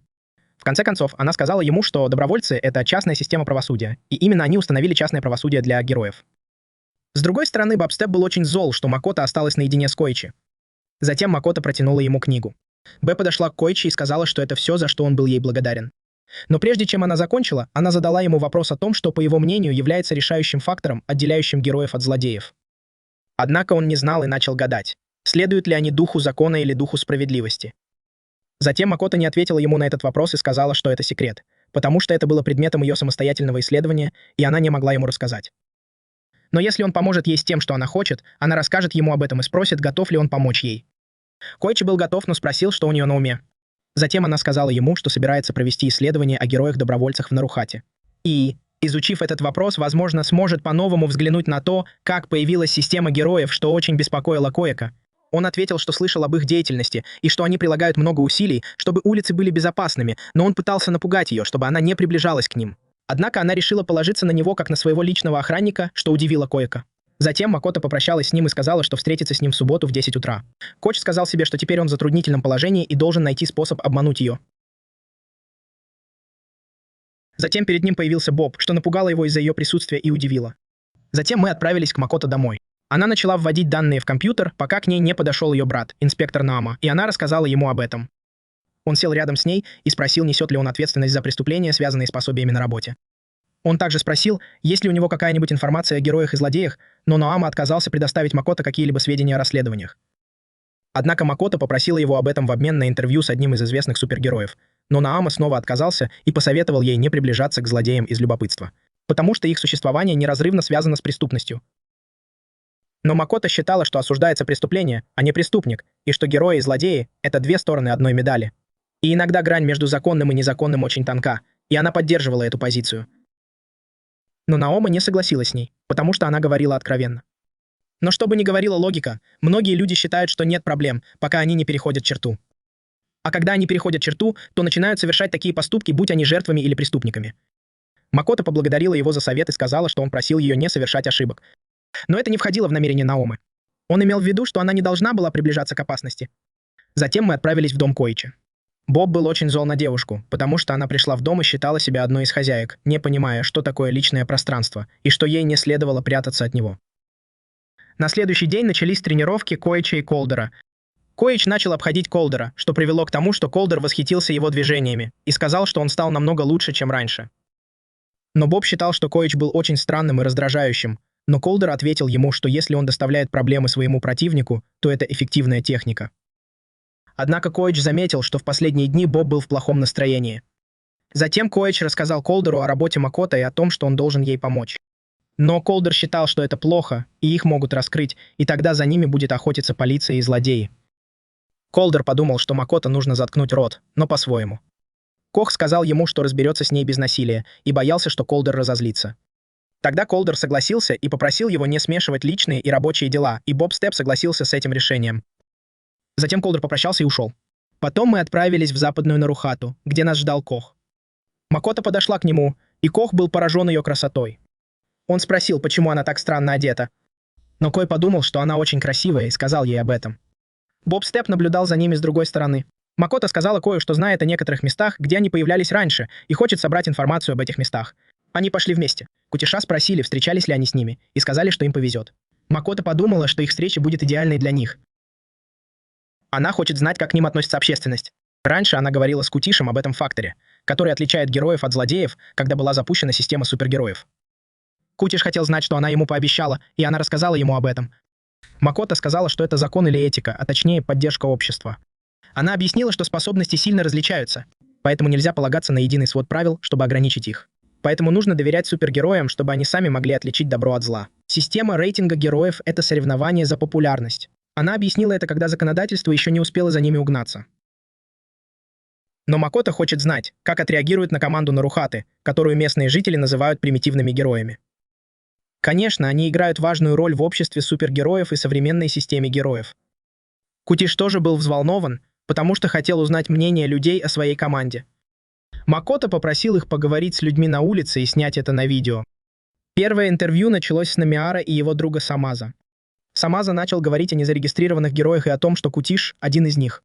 Они чуть не раскрыли секрет Кутиша, но он попытался заткнуть их значком и начал рассказывать о Бобби Степ, которая поет в интернете и теперь патрулирует улицы. Они не хотят, чтобы ей навредили, потому что они ею восхищаются. Затем они рассказали о Костере, очень опасном человеке. Все начали делиться своим мнением о Кейкмене Кутише. Он сказал, что Кутиш серьезный человек. Другие сказали, что он делает это, чтобы люди не думали о нем плохо. Среди этих людей был Хачисука, который восхищался силой Костера. Остальные тоже были против того, чтобы Кастер сражался с помощью острого оружия. Затем Макото начал собирать данные, и большинство из них касалось Боба Степа, потому что она милая и хорошо поет. А Кастер плохой и опасный. А Кейкмен Кутиш страшный, но полезный и добрый. Это было их краткое резюме, которое рассмешило Самаза и Намиара. Внезапно вор украл компьютер Макото и быстро убежал. Убегая, он играл с мячом и ловко уворачивался от людей. Он называет себя Яцура, и его навык — футбол. Затем Сааза и Намиар погнались за ним.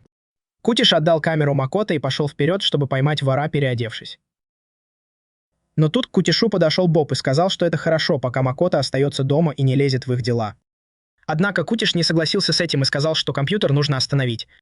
Поэтому он пошел ловить вора. Когда он попытался его остановить, вор увернулся от Кутиша и сбил его с ног ударом меча. Затем Сааза ударил вора, и тот упал. Компьютер чуть не упал на землю, но Кутиш успел его подхватить. Затем Сааза и Намиар догнали вора и нанесли ему несколько ударов. Но Кутишу не понравилось такое поведение, потому что он не любит насилие. Затем пришла Макото и встретила Кутиша, когда он отдавал ей компьютер. Он сказал ей, что компьютер упал, когда он пытался его поднять. Макото спросила, не Кутиш ли принес компьютер, но Кутиш объяснил ей, что это сделал один из добровольцев, которых собрала Макото. Он сказал ей, что он молодец. После этого они попрощались с Сааза и Намиаром. Макото поблагодарила Кутиша и сказала, что сегодня получила кое-какие данные. За ними наблюдал Боб, и она очень разозлилась. Затем Макото задала Кутишу вопрос, сложив руки, как будто она хорошо умела распознавать ложь, и спросила, был ли он тем самым человеком, который принес торт. Кутиш отрицал, что это был он. Затем мы переместимся в дом Макото, и Наома спросит, есть ли у Макото какие-то проблемы. Она сказала ему, что у нее возникли проблемы с обработкой собранных данных. Но Ма подумала, что этой информации достаточно. Затем Макото обнаружил, что она права, но упустила некоторые детали. Теорета думала, что собрала отличные материалы, но потеряла нить. Потом мы перешли к дому Кудиша, и Боб Степ прочитала о недостатках Кудиша. Но Кудиш не промолчал и тоже прочитал о недостатках Боба Степа, что разозлило ее. Затем они начали ссориться. Кудиш погнался за одним из воров и пытался не дать ему сбежать. Затем к нему подошла Боб Степ и попросила оставить эту опасную работу полиции. Но Кудиш отказался и сказал, что попытается остановить вора, пока не приедет полиция. Но пока Кудиш был занят Бобом Степом, вор ударил его, и он отлетел в сторону. Его чуть не сбила машина. Вдруг появился супергерой и спас его. Затем супергерой поймал вора. Боб Степ подошел к Кудишу, чтобы убедиться, что с ним все в порядке. Супергерой представился и похвалил Кудиша, но попросил его не ввязываться в такие опасные дела и оставить их профессионалам. Кудиш поблагодарил супергероя за спасение и спросил, кто он такой, что разозлило супергероя, потому что он не знал Кудиша. В гневе он отбросил вора. Затем он представился как супергерой номер 1 в Америке по имени Знаменитость. Он случайно уронил свой автограф на одежду Кудиша, чтобы его имя не было связано с этим, что разозлило Кудиша, потому что куртка была ему очень дорога. Знаменитость сказал, что его автограф стоит гораздо больше, чем эта куртка. Однако Кудиш считал, что ценность вещи определяет владелец, и это очень веселило Знаменитость. Он начал издеваться над Кутишем, говоря, что человека отличает только его накачанное тело. Затем он снова поймал вора и посоветовал Кутишу больше не изображать из себя героя и ушел. Далее мы переместились в дом Кутиша, где Калистер и Боб Степ смотрели телевизор и узнавали последние новости о Знаменитости. Было объявлено, что он, герой номер 1 в Америке, путешествует от побережья до побережья и защищает людей на земле и в небе. Затем он отправился в Японию, заявив, что будет работать в Токио. Боб Степ сказал Калестеру, что этот человек спас Кутиша. Они продолжили смотреть, и Калестер был поражен тем, что Знаменитость в одиночку спасла корабль. Он понимал, что у него много достижений, но и проблем тоже много. Пока его называли капитан Знаменитость, он прошел через множество судебных разбирательств и скандалов, заявив, что приехал в Японию работать, так как больше не может работать в своей родной стране. Кутишу было его жаль, а Боб Степ был удивлен, что Кутиш так пренебрежительно о нем отзывался. Однако Кутишу не нравились знаменитости и те, кто на них похож. Боб Степ считал, что люди вольны быть теми, кем они хотят. Затем она спросила Кутиша, чем он занимается, и он ответил, что чистит пятна на своей куртке, потому что кто-то ее поцарапал. Затем мы переместились на улицу, где на одной из улиц снова появился гигантский монстр и начал бродить между зданиями, заставляя людей на улице паниковать и убегать. Хатисука был в одном из магазинов и был впечатлен представлением, которое устроил этот монстр. Я думал, что чем больше монстр, тем быстрее появятся супергерои. Было легко понять, кто это бесполезное существо, что было удивительно. Затем она ушла и пожелала монстру удачи. Тут появился Боб и начал предупреждать людей, а монстр тем временем начал разрушать здание. Кутиш отправил людей в безопасное место, но увидел, что какая-то девушка кричит, потому что ее брат остался дома. Тут появился Знаменитость и спросил Кутиша о ситуации. Кутиш обрадовался, что Знаменитость здесь, сказал, что он пришел вовремя и бросился спасать ребенка. Однако Знаменитость попросил Кутиша немного подождать, пока пресса и его команда будут готовы. Кутиш подумал, что сейчас не время для этого, но Знаменитость сказал, что полиция еще не дала разрешения, поэтому он не обязан спешить. Кутишу было все равно, и он ушел. Затем Знаменитость получил звонок от своих помощников, которые сообщили, что пресса тоже прислала новости и упомянула, что есть несколько супергероев, с которыми они могли бы объединиться. Они решили, кого спасать в первую очередь, основываясь на мнении его команды. Знаменитость приготовился и напал на монстра. Его помощник включил музыку, чтобы подбодрить его, пока Знаменитость спасал людей. Затем он ударил монстра, а его помощники подбадривали его, пока он не победил монстра. С другой стороны, Кудиш искал пропавшего ребенка и чуть не пострадал от обломков, падающих с разрушенных зданий. Затем Кудиш услышал собачий лай и остановился. Он выглянул из дома, думая, что кричит ребенок, но это была собака, что удивило Кутиша. Тем не менее, он подошел к собаке и сказал себе, что жизнь бесценна, будь то жизнь собаки или человека, и поднял ее, чтобы выбраться из этого места. Тем временем Знаменитость сразилась с монстром, победила его и едва не упала сама. Но ей удалось спасти Кутиша и собаку, приземлившись прямо перед репортерами.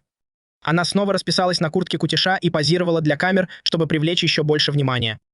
Команда Знаменитости начала раздавать еду людям, и Боб Степ был поражен, что Знаменитость смогла спасти столько людей, и Кутиш был одним из них. Но Боб Степ был озадачен тем, что Кудиш совсем не пострадал и все у него получилось.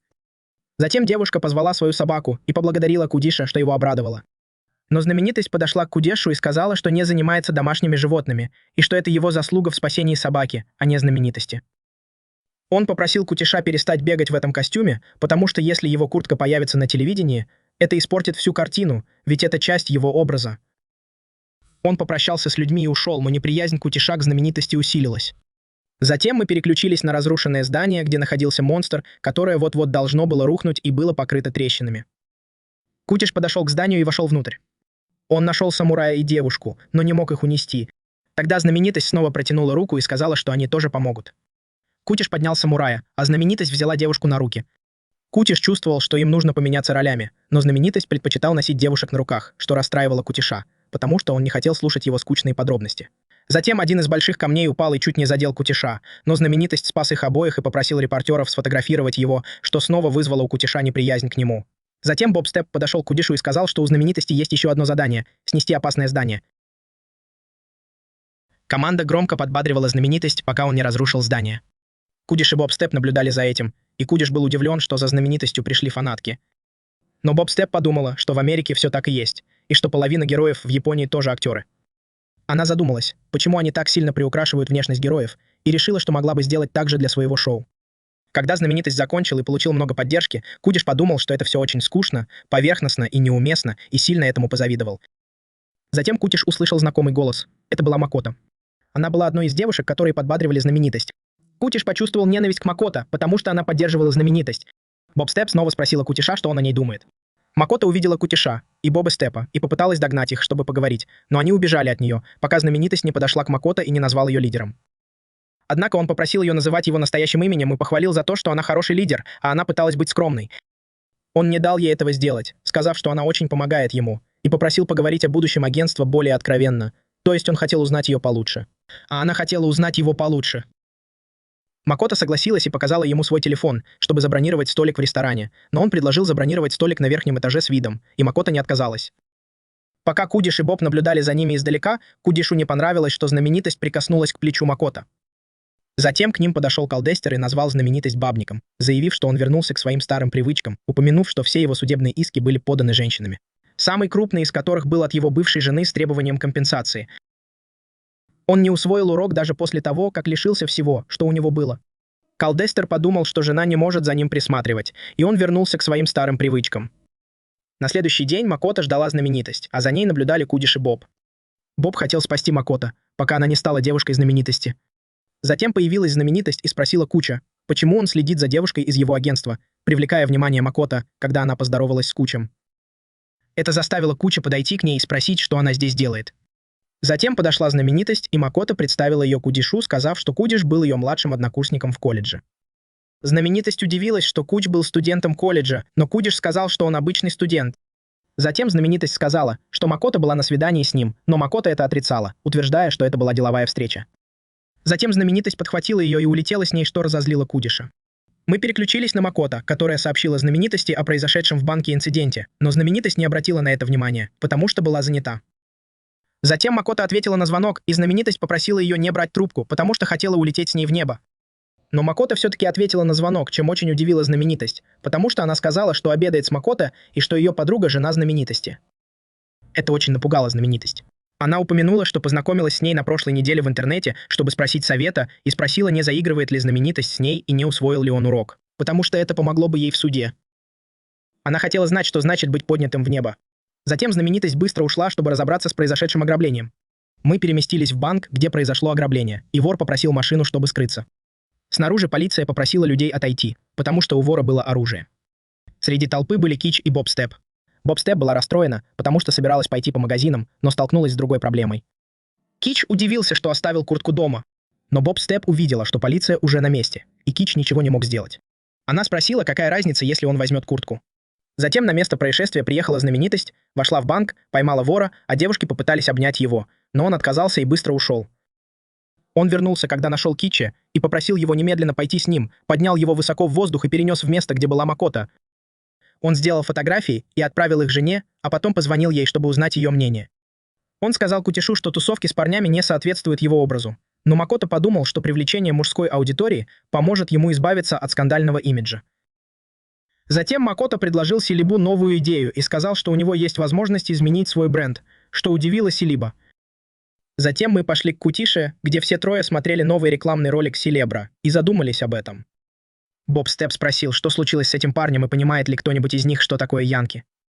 Но Калистер объяснил, что большинство иностранных знаменитостей приезжают в Японию и кажутся здесь странными.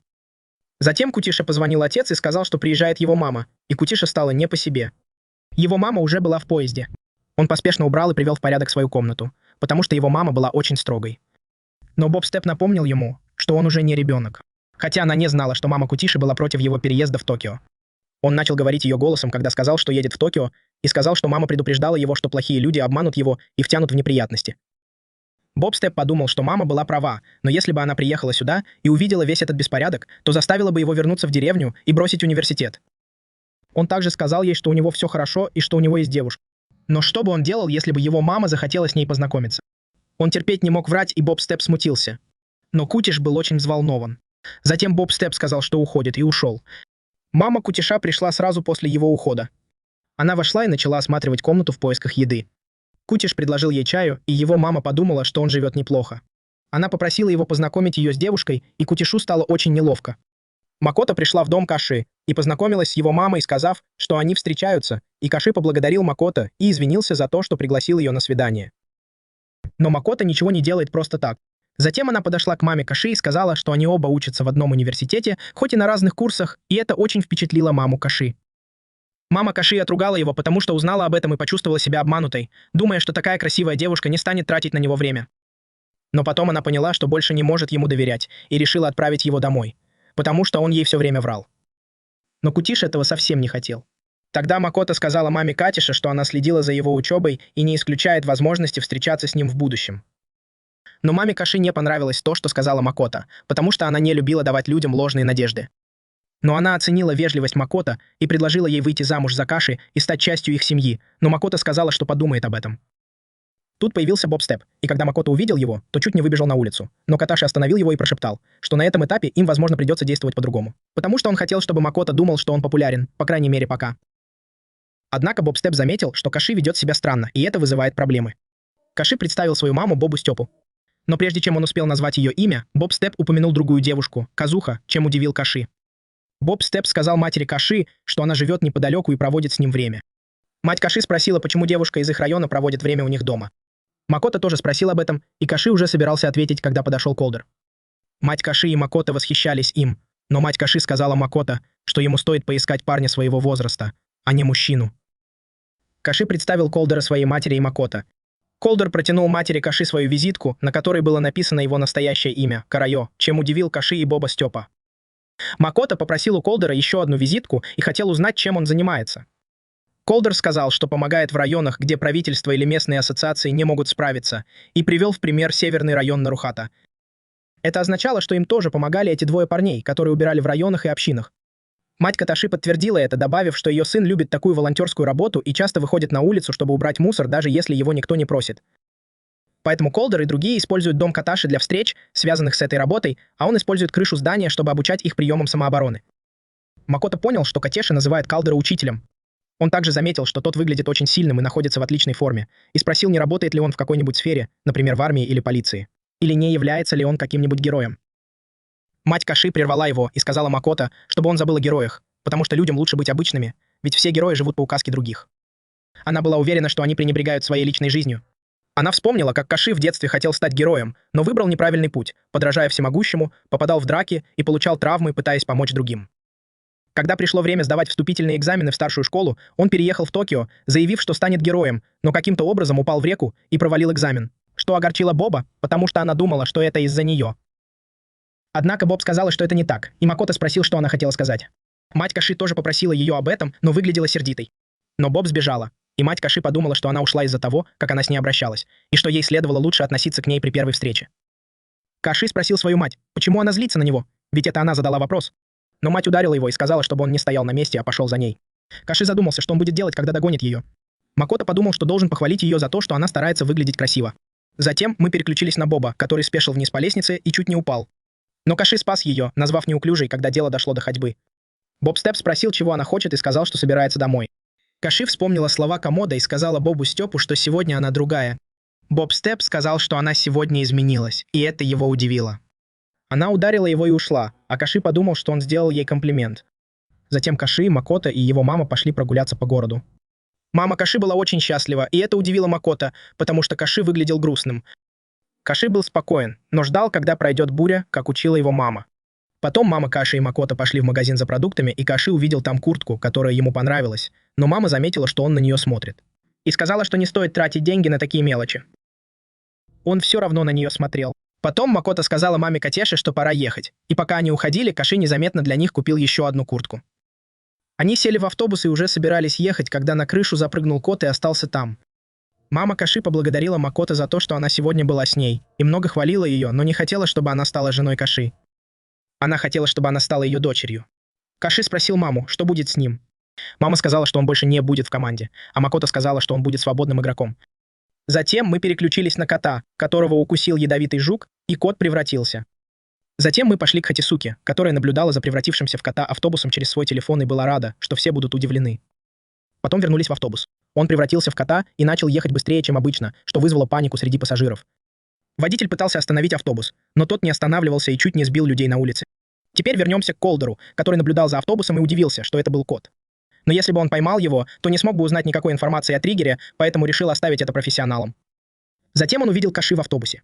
Мы переходим к Бобу, которому Колдер позвонил и рассказал обо всем, и она сразу же присоединилась к нему. Она спросила, почему Каши вообще был в автобусе, ведь ему так не везло. Затем Колдер присоединился к Бобу и спросил, принесла ли она то, что он просил. Боб достала то, что он просил, тряпку и скотч, и спросила, зачем они ему. Но он не мог ей сказать, потому что ему нужно было сосредоточиться, так как автобус приближался. Мы снова переключились на автобус, где Каташи увидел, что Ангану быстро приближается к ним. Ангуэо выломал дверь автобуса и успешно вошел, успокоив всех. Затем он спросил водителя, контролирует ли он автобус, но тот вообще не мог управлять им и не мог нажать на тормоза. Ангуэо подумал, что будет катастрофа, если автобус врежется в торговый центр. Тем временем, когда кот ехал на большой скорости, они помахали ему, и он изменил направление, из-за чего Колдер и Боб оказались перед ним. Это шокировало Ангуэо и Катыши, а Колдер продолжал махать. Когда он подъехал ближе, он подал сигнал, чтобы направить кота на закрытую дорогу. Ангану сообщил, что кот уже на шоссе, но впереди есть разрушенный мост.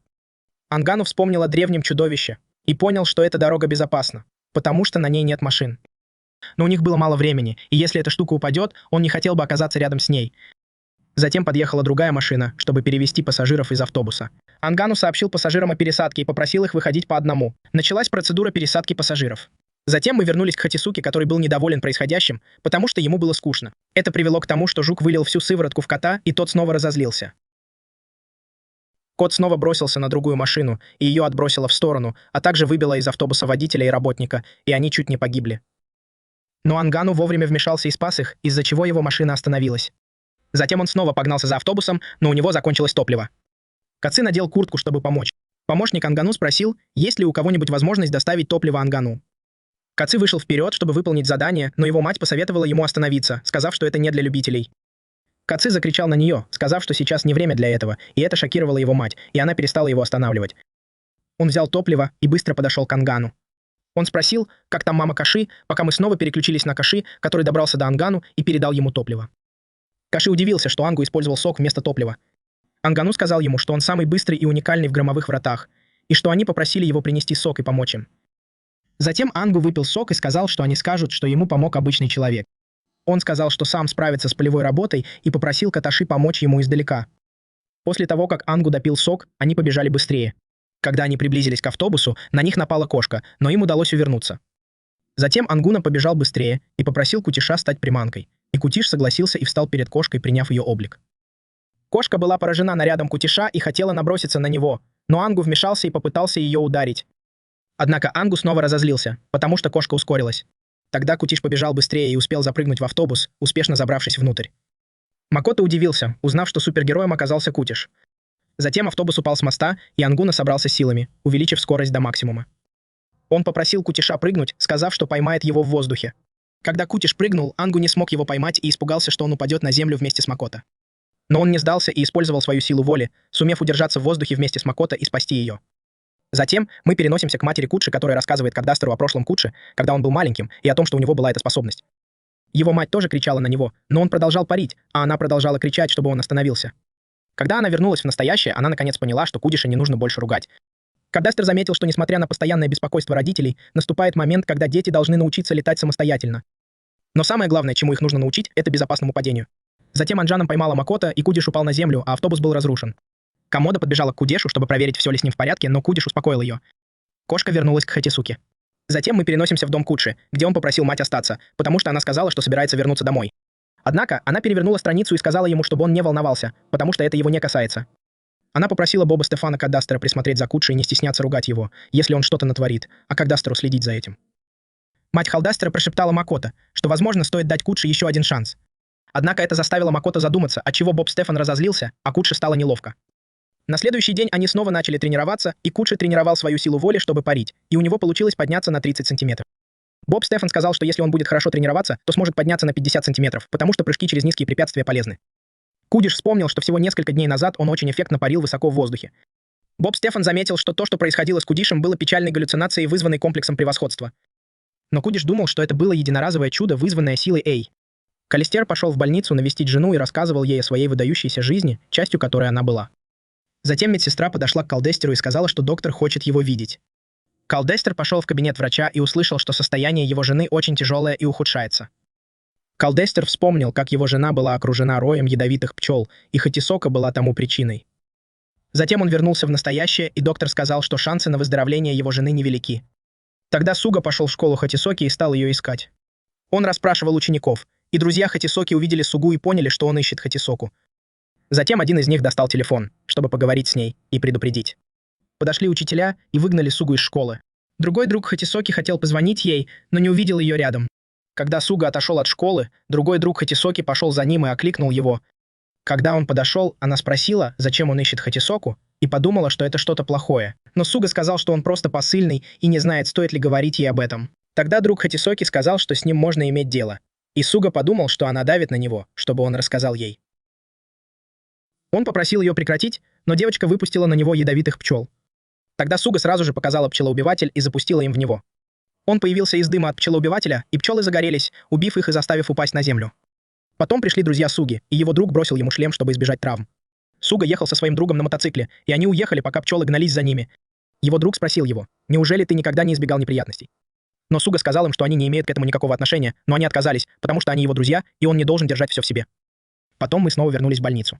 Калистер перешел из кабинета врача в палату своей жены и сказал ей, что доктор отругал его за то, что он нечасто навещал ее. Но его жене было наплевать на то, что он сказал, и она велела ему идти домой, пока не стало поздно. Но он успокоил ее и сказал, что все идет хорошо. Когда Гдиер направился к выходу, он увидел, что Суга ждет его. Суга был зол, потому что сотрудник не сказал ему ни о каком пациенте по имени Куроя, которое было указано на карточке, которую Гдиер дал Суге, когда хотел с ним связаться. Потом они вышли из больницы, и Гдиер сказал Суге, что эта карточка предназначена только для телефонных звонков. Тогда Суга очень захотел узнать настоящее имя Гдестера, но поскольку было подозрительно говорить, что он навещает члена семьи в больнице, Гдестер попросил Сугу перестать совать нос в чужие дела. Бизнес. Суга понял, что уже слишком поздно. Затем он рассказал ему о пользовательнице Би и сказал, что она ходит в школу в школьной форме, и что на него напала ее подруга, потому что та знала, что он спрашивал про Хатисоку. Но Калдестер подумал, что это был ее псевдоним, и что она не была зарегистрирована в школьном журнале. Затем он записал информацию, которая ему помогла, а именно ее псевдоним, и сказал, что это была местная частная школа. Верно? Тогда Суга спросил Калдестера, знали ли его партнеры, что он общается с пользовательницей Би. Калдестер подумал, что Суга беспокоится о них. Затем он сказал, что они больше не будут вмешиваться, и им нужно только быть яркими и привлекать внимание, и тогда улики сами попадут к ним в руки. Это удивило Сугу, ведь он использовал их как приманку. Но Калдестер видел нужных людей в нужных местах. Друзья Суги испугались, когда увидели Калдестера. Затем Суга отказался играть роль Кодиша и носить костюм всемогущего. Затем Суга и его друзья собрались, чтобы обсудить, что они будут делать вместе. Друзья Суги пытались помочь ему держаться подальше от неприятностей. Но они видели, что Калдестер был сильнее, чем наркотик, который принимал Суга. Затем к ним подошел Кодиш и поздоровался с Сугой и его друзьями. Он спросил о его состоянии, потому что тот был ранен. Друг Суги удивился, что Кодиш разговаривал с Сугой так, будто ничего не произошло, хотя тот сильно избил его. Но Кодишу было все равно, ведь это случилось давно. Но Суга не обращал на него внимания, ушел и удивил Кодиша. Затем мы переехали в дом Хатисоки, когда она вернулась домой. Ее родители были дома, и она поздоровалась с мамой, а папе сказала, что его карточка больше не работает. Потом она сказала, что пора смотреть телевизор. Когда включили телевизор, стало ясно, что ее родители мертвы, а вокруг них повсюду были пчелы, но ей было все равно. Она начала есть и сказала себе, что нужно поскорее уехать из этого дома, потому что времени оставалось мало. После этого мы поехали на тренировку к Калистеру, где он очень усердно тренировался, готовясь к встрече с Хатисокой и поимке ее. Потом мы поехали к Катише, где им прислали билеты на вечеринку. Кодиш спросил, где она будет проходить, и Боб Степ сказала, что получила сообщение в своем блоге и что мероприятие будет на крыше магазина перед заправкой, и попросила ее прийти. Кодиш подтвердил, что они хотят видеть ее как настоящую артистку. Потом он предложил ей выпить, но Боб Степ колебалась, потому что она была уличной певицей. Но Кодиш видел, что у нее много поклонников. Тогда Боб Степ поняла, что ее будут сравнивать с известными певицами, И если она допустит ошибку на сцене, люди перестанут восхищаться ею и уйдут. Но если она этого не сделает, то, возможно, больше не получит такой возможности. Она спросила Кодиша, что он думает. Но Кодиш подумал, что если он скажет ей согласиться, она разозлится. А если он скажет ей отказаться, она тоже разозлится. Тогда он спросил об этом Гдестера и спросил его мнение, что разозлило Кодиша, потому что она не спросила мнение Гдера.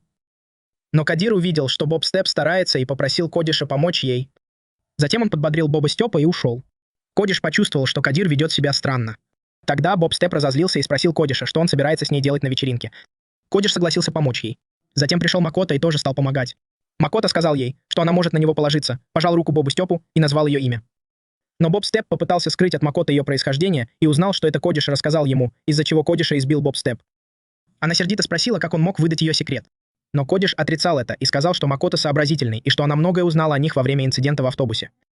Затем пришел Макото и спросил их о Калдестере, но Кодиш сказал, что тот ушел некоторое время назад. Затем Боб Степ встретился с Макото, и Макото пообещал, что никому не расскажет о ее секрете, а также об их приключении в масках, и что она сохранит в тайне все, что они обсуждали на интервью. Если бы она позволила ему помочь ей более практичным способом, она бы посчитала это профессиональной работой и не стала бы ничего делать, чтобы разрушить их профессиональные отношения. Но Боб Степ очень смутился и не понял, что она не знает, о чем говорит Макото. Но Макото настаивал на том, что готов помочь, и сказал, что она особенная в том, что делает, и если ей что-то понадобится, она всегда может обратиться к нему. Но если есть кто-то другой, кому она доверяет больше, она не будет ее заставлять. Боб Степ пожал ей руку, узнав, что Кодиш был ненадежным человеком и что у нее не было другого выбора. Макото поняла, что она приняла мудрое решение. Затем Макото воспользовалась своим компьютером, чтобы собрать информацию о мероприятии, на которое был приглашен Боб Степ, и рассказала ей, что это мероприятие в марокканском ресторане на восточной стороне Нарухаты, что там может поместиться около 300 человек, и что это открытое мероприятие без билетов. А на крыше здания будет ресторан, и концерт будет считаться официальным и прямым. Макото подумала, что большинство посетителей будут просто прохожими, которые заглянут туда перекусить. Катиш был удивлен, что концерт будет мобильным, а Макото считала, что исполнители, которых они пытаются привлечь, тоже в основном любители и независимые местные артисты, потому что у них гибкий график. Судя по всему, это был конкурс караоке, организованный районной ассоциацией. Катёш поняла, что это было достаточно просто, но Боб Степ подумал, что они пытаются посмеяться над ней. Однако Макото предложила удивить их, раз организаторы об этом думают. Затем мы вышли на улицу, и в небе появился летающий монстр, похожий на краба, что вызвало у людей сильный страх. Затем появилась группа мужчин, и герой Сильвер тоже появился и преградил путь монстру, сказав, что сияние в небе означает преданность человека. Затем мужчины подбодрили Сильвера, и он нанес несколько ударов по монстру, чем вызвал удивление у прохожих. Затем Сильвер поднял монстра одной рукой, победив его. Это тоже было снято для СМИ, где говорилось о благородной этике Сильвера и о том, как мужская команда Сильвера стала очень популярной. Затем Сильверу позвонила Макото и рассказала о битве, которая произошла несколько дней назад из-за злого великана. Но Сильвер попросил ее оплатить страховку и помочь с восстановлением, потому что он все еще уделяет внимание происшествиям в районе Нарухаты и прилагает для этого много усилий. Затем Макото рассказала ему о более крупной возможности повысить его популярность среди жителей Нарухаты. Тогда он попросил ее сделать все, что она захочет, и предоставил ей полную свободу действий. Затем мы поехали к Катеше, и Макото позвонила организаторам вечеринки и сказала, что она предложила им поддержать их проект. Она не настаивает на оплате выступления СС, но если они могут просто поблагодарить его за сотрудничество, это будет хорошей рекламой для места. Она хочет улучшить имидж местной реконструкции, поэтому надеется, что они будут придерживаться местной атмосферы, которую планируют с артистами-участниками. Но чтобы это не выглядело дешево, и они могут помочь с оборудованием и персоналом. Это поразило Катеша и Боба. После этого Макото удалось превратить вечеринку из караоке в независимый музыкальный концерт. Им придется оплатить разницу в стоимости, но они могут считать это рекламными расходами. Это поразило Катеши ее активностью. Но несмотря на то, что она представитель агентства СС, она тоже хочет участвовать в этом проекте и очень взволнована. Она хочет, чтобы это шоу было успешным. Она сказала им, что одна из важных персон спросила ее, будет ли она выступать с группой. И они хотят, чтобы она была в центре шоу, вместе с местными ребятами, которые будут петь главную песню. Она подумала, что это отличная идея, и попросила ее послушать песню. Она сыграла ей эту песню, но Боб Степ испугалась, что не справится. Катёш видела, что Боб Степ сомневается, но она решила попробовать. Затем Макото подтвердила, что договорится с остальными участниками группы и магазином. Потом мы пошли к Катеше Бобу, и один из ее друзей спросил, будет ли она петь с Сильвером на шоу. Но Боб Степ была скромна, потому что она будет одной из местных жительниц, которые будут петь, а Сильвер будет блистать, и она не была уверена, что увидит его. Это воодушевило ее друзей, и они сказали, что приведут всех своих друзей посмотреть шоу и будут болеть за нее. Затем Боб Степ поблагодарила их и сказала, что это ее первый раз на сцене, и она еще не знает, как будет выступать. Катёш прошептала друзьям, что Боб Степ очень волнуется. Затем он подошел к Бобу и сказал, чтобы она не переживала, все будет хорошо. Это разозлило Боба, потому что котёж сказала ей что-то непонятное. Потом мы пошли к Хатисуке. Она увидела, что они устраивают вечеринку, и это показалось ей забавным. Но потом она почувствовала боль, потому что это могло быть не так уж и весело. Она перешла на другую сторону улицы и сказала себе, что это ее беспокоит, и ей стало интересно, как выглядит этот мужчина, но она еще не была уверена. Но она решила, что это будет забавно. Затем появился друг Хатисуки и позвал ее, сказав, что ее подруга еще не пришла. В последний раз она видела ее в школе. Хатисука спросила ее, но та ничего не знала. Затем Калистер появился на крыше здания и наблюдал за Хатисукой. Он был очень рад, что с Хатисукой все в порядке. Куч и Боб-степ вошли в кабинет Макото, и Боб-степ все еще чувствовал себя неловко. Затем Макото поприветствовала их и сказала, что это комната, где они будут готовиться к мероприятию. Она представила их дуэту певцов, независимым артистам Викталу. Артисты представились как Мью и Ю, и Боб-степ тоже поприветствовал их, все еще чувствуя себя неловко. Куч сообщил им, что он ее менеджер, и Макото попросила их подождать, пока не прибудут команды-участницы. Боб-степ заметила, что Мью и Ю насмехаются над ней и шепчутся, и ей стало грустно. Затем пришла одна из команд, танцевальная группа из Восточной средней школы, и они сказали Макото, что будут участвовать в представлении. Макото поприветствовала их и сказала, что у них нет сценических костюмов, и спросила, не хотят ли они, чтобы она что-нибудь для них подготовила. Но участники отказались, потому что для них танец — это экспрессивное движение, и им не нужно ничего яркого. После этого пришла еще одна группа — безумные ненавистники, которые пели рок. Когда они вошли, их лидер сказал, что они хотят исполнить песни, которые вызывают ажиотаж. Они вели себя по-детски, и он спросил, как они могут исполнять дурацкую рекламную песню для магазина. Лидер группы из Восточной средней школы разозлился и сказал ему, что не знает, кто он такой, но если он не может этого сделать, то пусть не лезет. Когда они посмотрели друг на друга, то были шокированы, и лидер рок-группы подумал, что нашел нечто большее, чем просто рок. Лидер группы из Восточной средней школы сказала себе, что хочет выглядеть красиво, и это всех удивило. Однако Макото заметил, что лидер группы из Восточной средней школы попросила красивые костюмы. После этого Макото начал объяснять, как будет выглядеть группа на фестивале Нарахада, и сказал, что проблем между группами не будет. Однако, чтобы Боб-степ работал с группой Victuals, нужно было хорошенько подумать. Она считала, что если Боб-степ будет стоять впереди, то это создаст визуальный баланс. Но Мью разозлилась, потому что думала, что они будут бэк-вокалистками. Вы также видели, что Боб-степ плохо поет, и Макото с этим согласилась, как и Куч. Но Макото считала, что у Боб-степ большая аудитория, а Victuals обычно выступают на небольших площадках. Затем Макото попросила их прекратить спор и сказала, что всю неделю Боб-степ будет репетировать песню один. А танцевальная команда будет учить группу Victuals основным танцевальным движениям и сценической хореографии. Однако лидер группы из Восточной средней школы подумала, что это будет самая сложная тренировка для Victuals, и ее новый подход шокировал лидера группы «Безумные ненавистники». Макото продолжила объяснять, что через неделю обе группы подготовятся к выступлению и закончат все оставшиеся детали. Затем подошел один из организаторов и спросил Макото, как они будут готовить программу, а также попросил показать список оборудования. Макото попросил команду Mad Haters остаться на репетицию песни, а остальные участники свяжутся с ними позже. Затем Макото ушел с организаторами, сказав, что все они звезды этого мероприятия. После этого мы отправились в дом Кучи, где данные песни были отправлены Бобу-степу, и она должна была их разучить. Куч видел, что она очень волновалась и надеялся, что она хорошо споет. Но Боб-степ подумала, что если она будет так же прыгать, то будет казаться, что она не в своей тарелке. Но Куч сказал ей, чтобы она не стеснялась и репетировала столько, сколько захочет. Затем мы отправились в тренировочный зал, где команды продолжали готовиться к концерту. Их лидер мотивировал их двигаться быстрее. Боб-степ тоже тренировалась, чтобы запомнить свою песню, а Куч убирал в комнате, и каждая команда готовилась к концерту по-своему. Затем случилось нечто неожиданное, и один из участников команды Victuals получил травму. Затем мы видим Боба-степа, который очень взволнован, и Куч рад этому. Затем мы вышли на улицу, где появился еще один огромный монстр, и люди запаниковали. Но появился Силап и нанес удар монстру, сбив его с ног, что обрадовало толпу. Затем Силап рассказал им о концерте в Нарахате и попросил их прийти и насладиться им. Команда Силаба начала раздавать листовки, чтобы сообщить людям о дате концерта. Боб-степ была на другой стороне улицы, шла и репетировала свою песню, одновременно отрабатывая танцевальные движения. Затем мы отправились на место проведения концерта, где Куч и Боб-степ были удивлены, узнав, что одна из участниц группы получила травму во время танцевальной тренировки. И команда группы очень расстроилась. Затем лидер восточной группы извинился, потому что это произошло под их присмотром. Однако Макото подумала, что если они будут выступать вместе, это вызовет больше энтузиазма, но это привело к негативным последствиям. Она представила, что Боб будет в центре, а остальные двое будут стоять рядом, или что Мью и Боб будут выступать в паре. Мью очень расстроилась и много плакала, потому что усердно тренировалась. Тогда Куч предложил, чтобы Мью была в центре, так как она мало двигалась. Макото подумала, что такой способ расположения в центре, когда ты находишься в центре внимания, не требует много движений. И ты будешь двигаться вокруг нее, создавая баланс между стабильностью и движением, чтобы не было скучно. Если движение замедлится, Боб Степ может начать прыгать, чтобы привлечь внимание.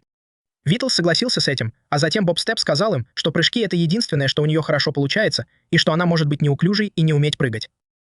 Однако Мью и ты хорошо поете, и вам нужно постараться и сделать все как следует, из-за чего Мью тоже заплакала. Затем лидер восточной группы попросил их вернуться к репетиции.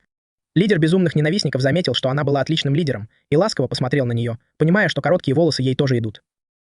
Куч спросил лидера восточной группы, подстриглась ли она сегодня, и сказал, что ей очень идет, из-за чего остальные разозлились на него, а Боб Степ отругал его. Затем мы подошли к Хатисуке, который прочитал пост о концерте и пообещал, что покажет им нечто очень интересное. Он бросил листовку, которая упала прямо перед связанным монстром. Хатисука подумал, что тот тоже хочет пойти, и сказал ему, что будет болеть за Боба, когда тот выйдет на сцену. Затем мы перешли к концерту, где выступал певец из одной из продвинутых групп, и он был великолепен, так что некоторые начали ему аплодировать. Затем появился ведущий и много его хвалил. Он предупредил, что скоро их выступление закончится, так как это был последний номер дневной программы, а вечерняя часть начнется с выступления первой группы «Шляп Витла». Затем мы перешли в студию, где ты подошла к ним и сказала, что дневная часть закончилась, и они выйдут на сцену через 30 минут. Боб Степ очень волновался. Она тоже чувствовала, что это было важнее, чем она сама. Куч попросил ее не говорить недосказанных слов, что тебя разозлило. Затем лидер восточной группы попросил всех успокоиться, потому что их усилия окупятся. Она их подбодрила. Лидер безумных ненавистников посмотрел на нее, снова впечатленный. Он пообещал, что заставит ее забыть о времени, пока она будет играть на гитаре. Затем снова появился Куч и сказал лидеру восточной группы, что ее наряд очень хорош, а хороший наряд говорит о хорошем человеке, что разозлило Боба Степа, и все на него разозлились. Затем появилась героиня Миднайт и была горда видеть этих молодых людей, что впечатлило Куча, который нашел ее очень красивой и привлекательной. Затем Макото извинился перед полночью, потому что из-за ограничений по площади они не смогли организовать отдельную гримерку для каждого, но полночь не возражала. Пришел ведущий и поздоровался с полночью, а потом спросил, не смущает ли ее это. Но полночь попросила его замолчать, на что он ответил отказом. Затем полночь спросила об Идзаве, не говорил ли он, что они хотят пригласить огромное количество героев, участвовавших в восстании злодеев. Конечно, самый известный герой среди них не пришел. Многие герои извинились перед ней, но ведущий сдержал свое обещание и появился. Затем мы перешли к Эросеру. Он был на вызове, его пригласили на вечеринку. Он сказал, что уже едет, но потом повесил трубку, потому что это было пустой тратой времени. Он предпочел не идти, потому что не любил саморекламу и думал, что если бы это был сбор средств для района, то было бы лучше. Если бы поблизости появился злодей, у него был бы повод пропустить это мероприятие. Затем он услышал, как кто-то звал на помощь из-за присутствия злодея, и Эросер обрадовался. Он быстро полетел к монстру. Монстр появился в городе и начал разрушать. Эросер подумал, что этот монстр не был таким с рождения.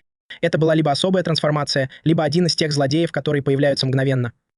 Махи продолжал преследовать монстра, пока не смог его связать, и продолжал связывать, пока не приехала полиция. Однако монстру удалось вырваться благодаря материалу, из которого он был сделан. Тогда Эросер ударил его, но не смог причинить ему вреда, и монстр сбежал.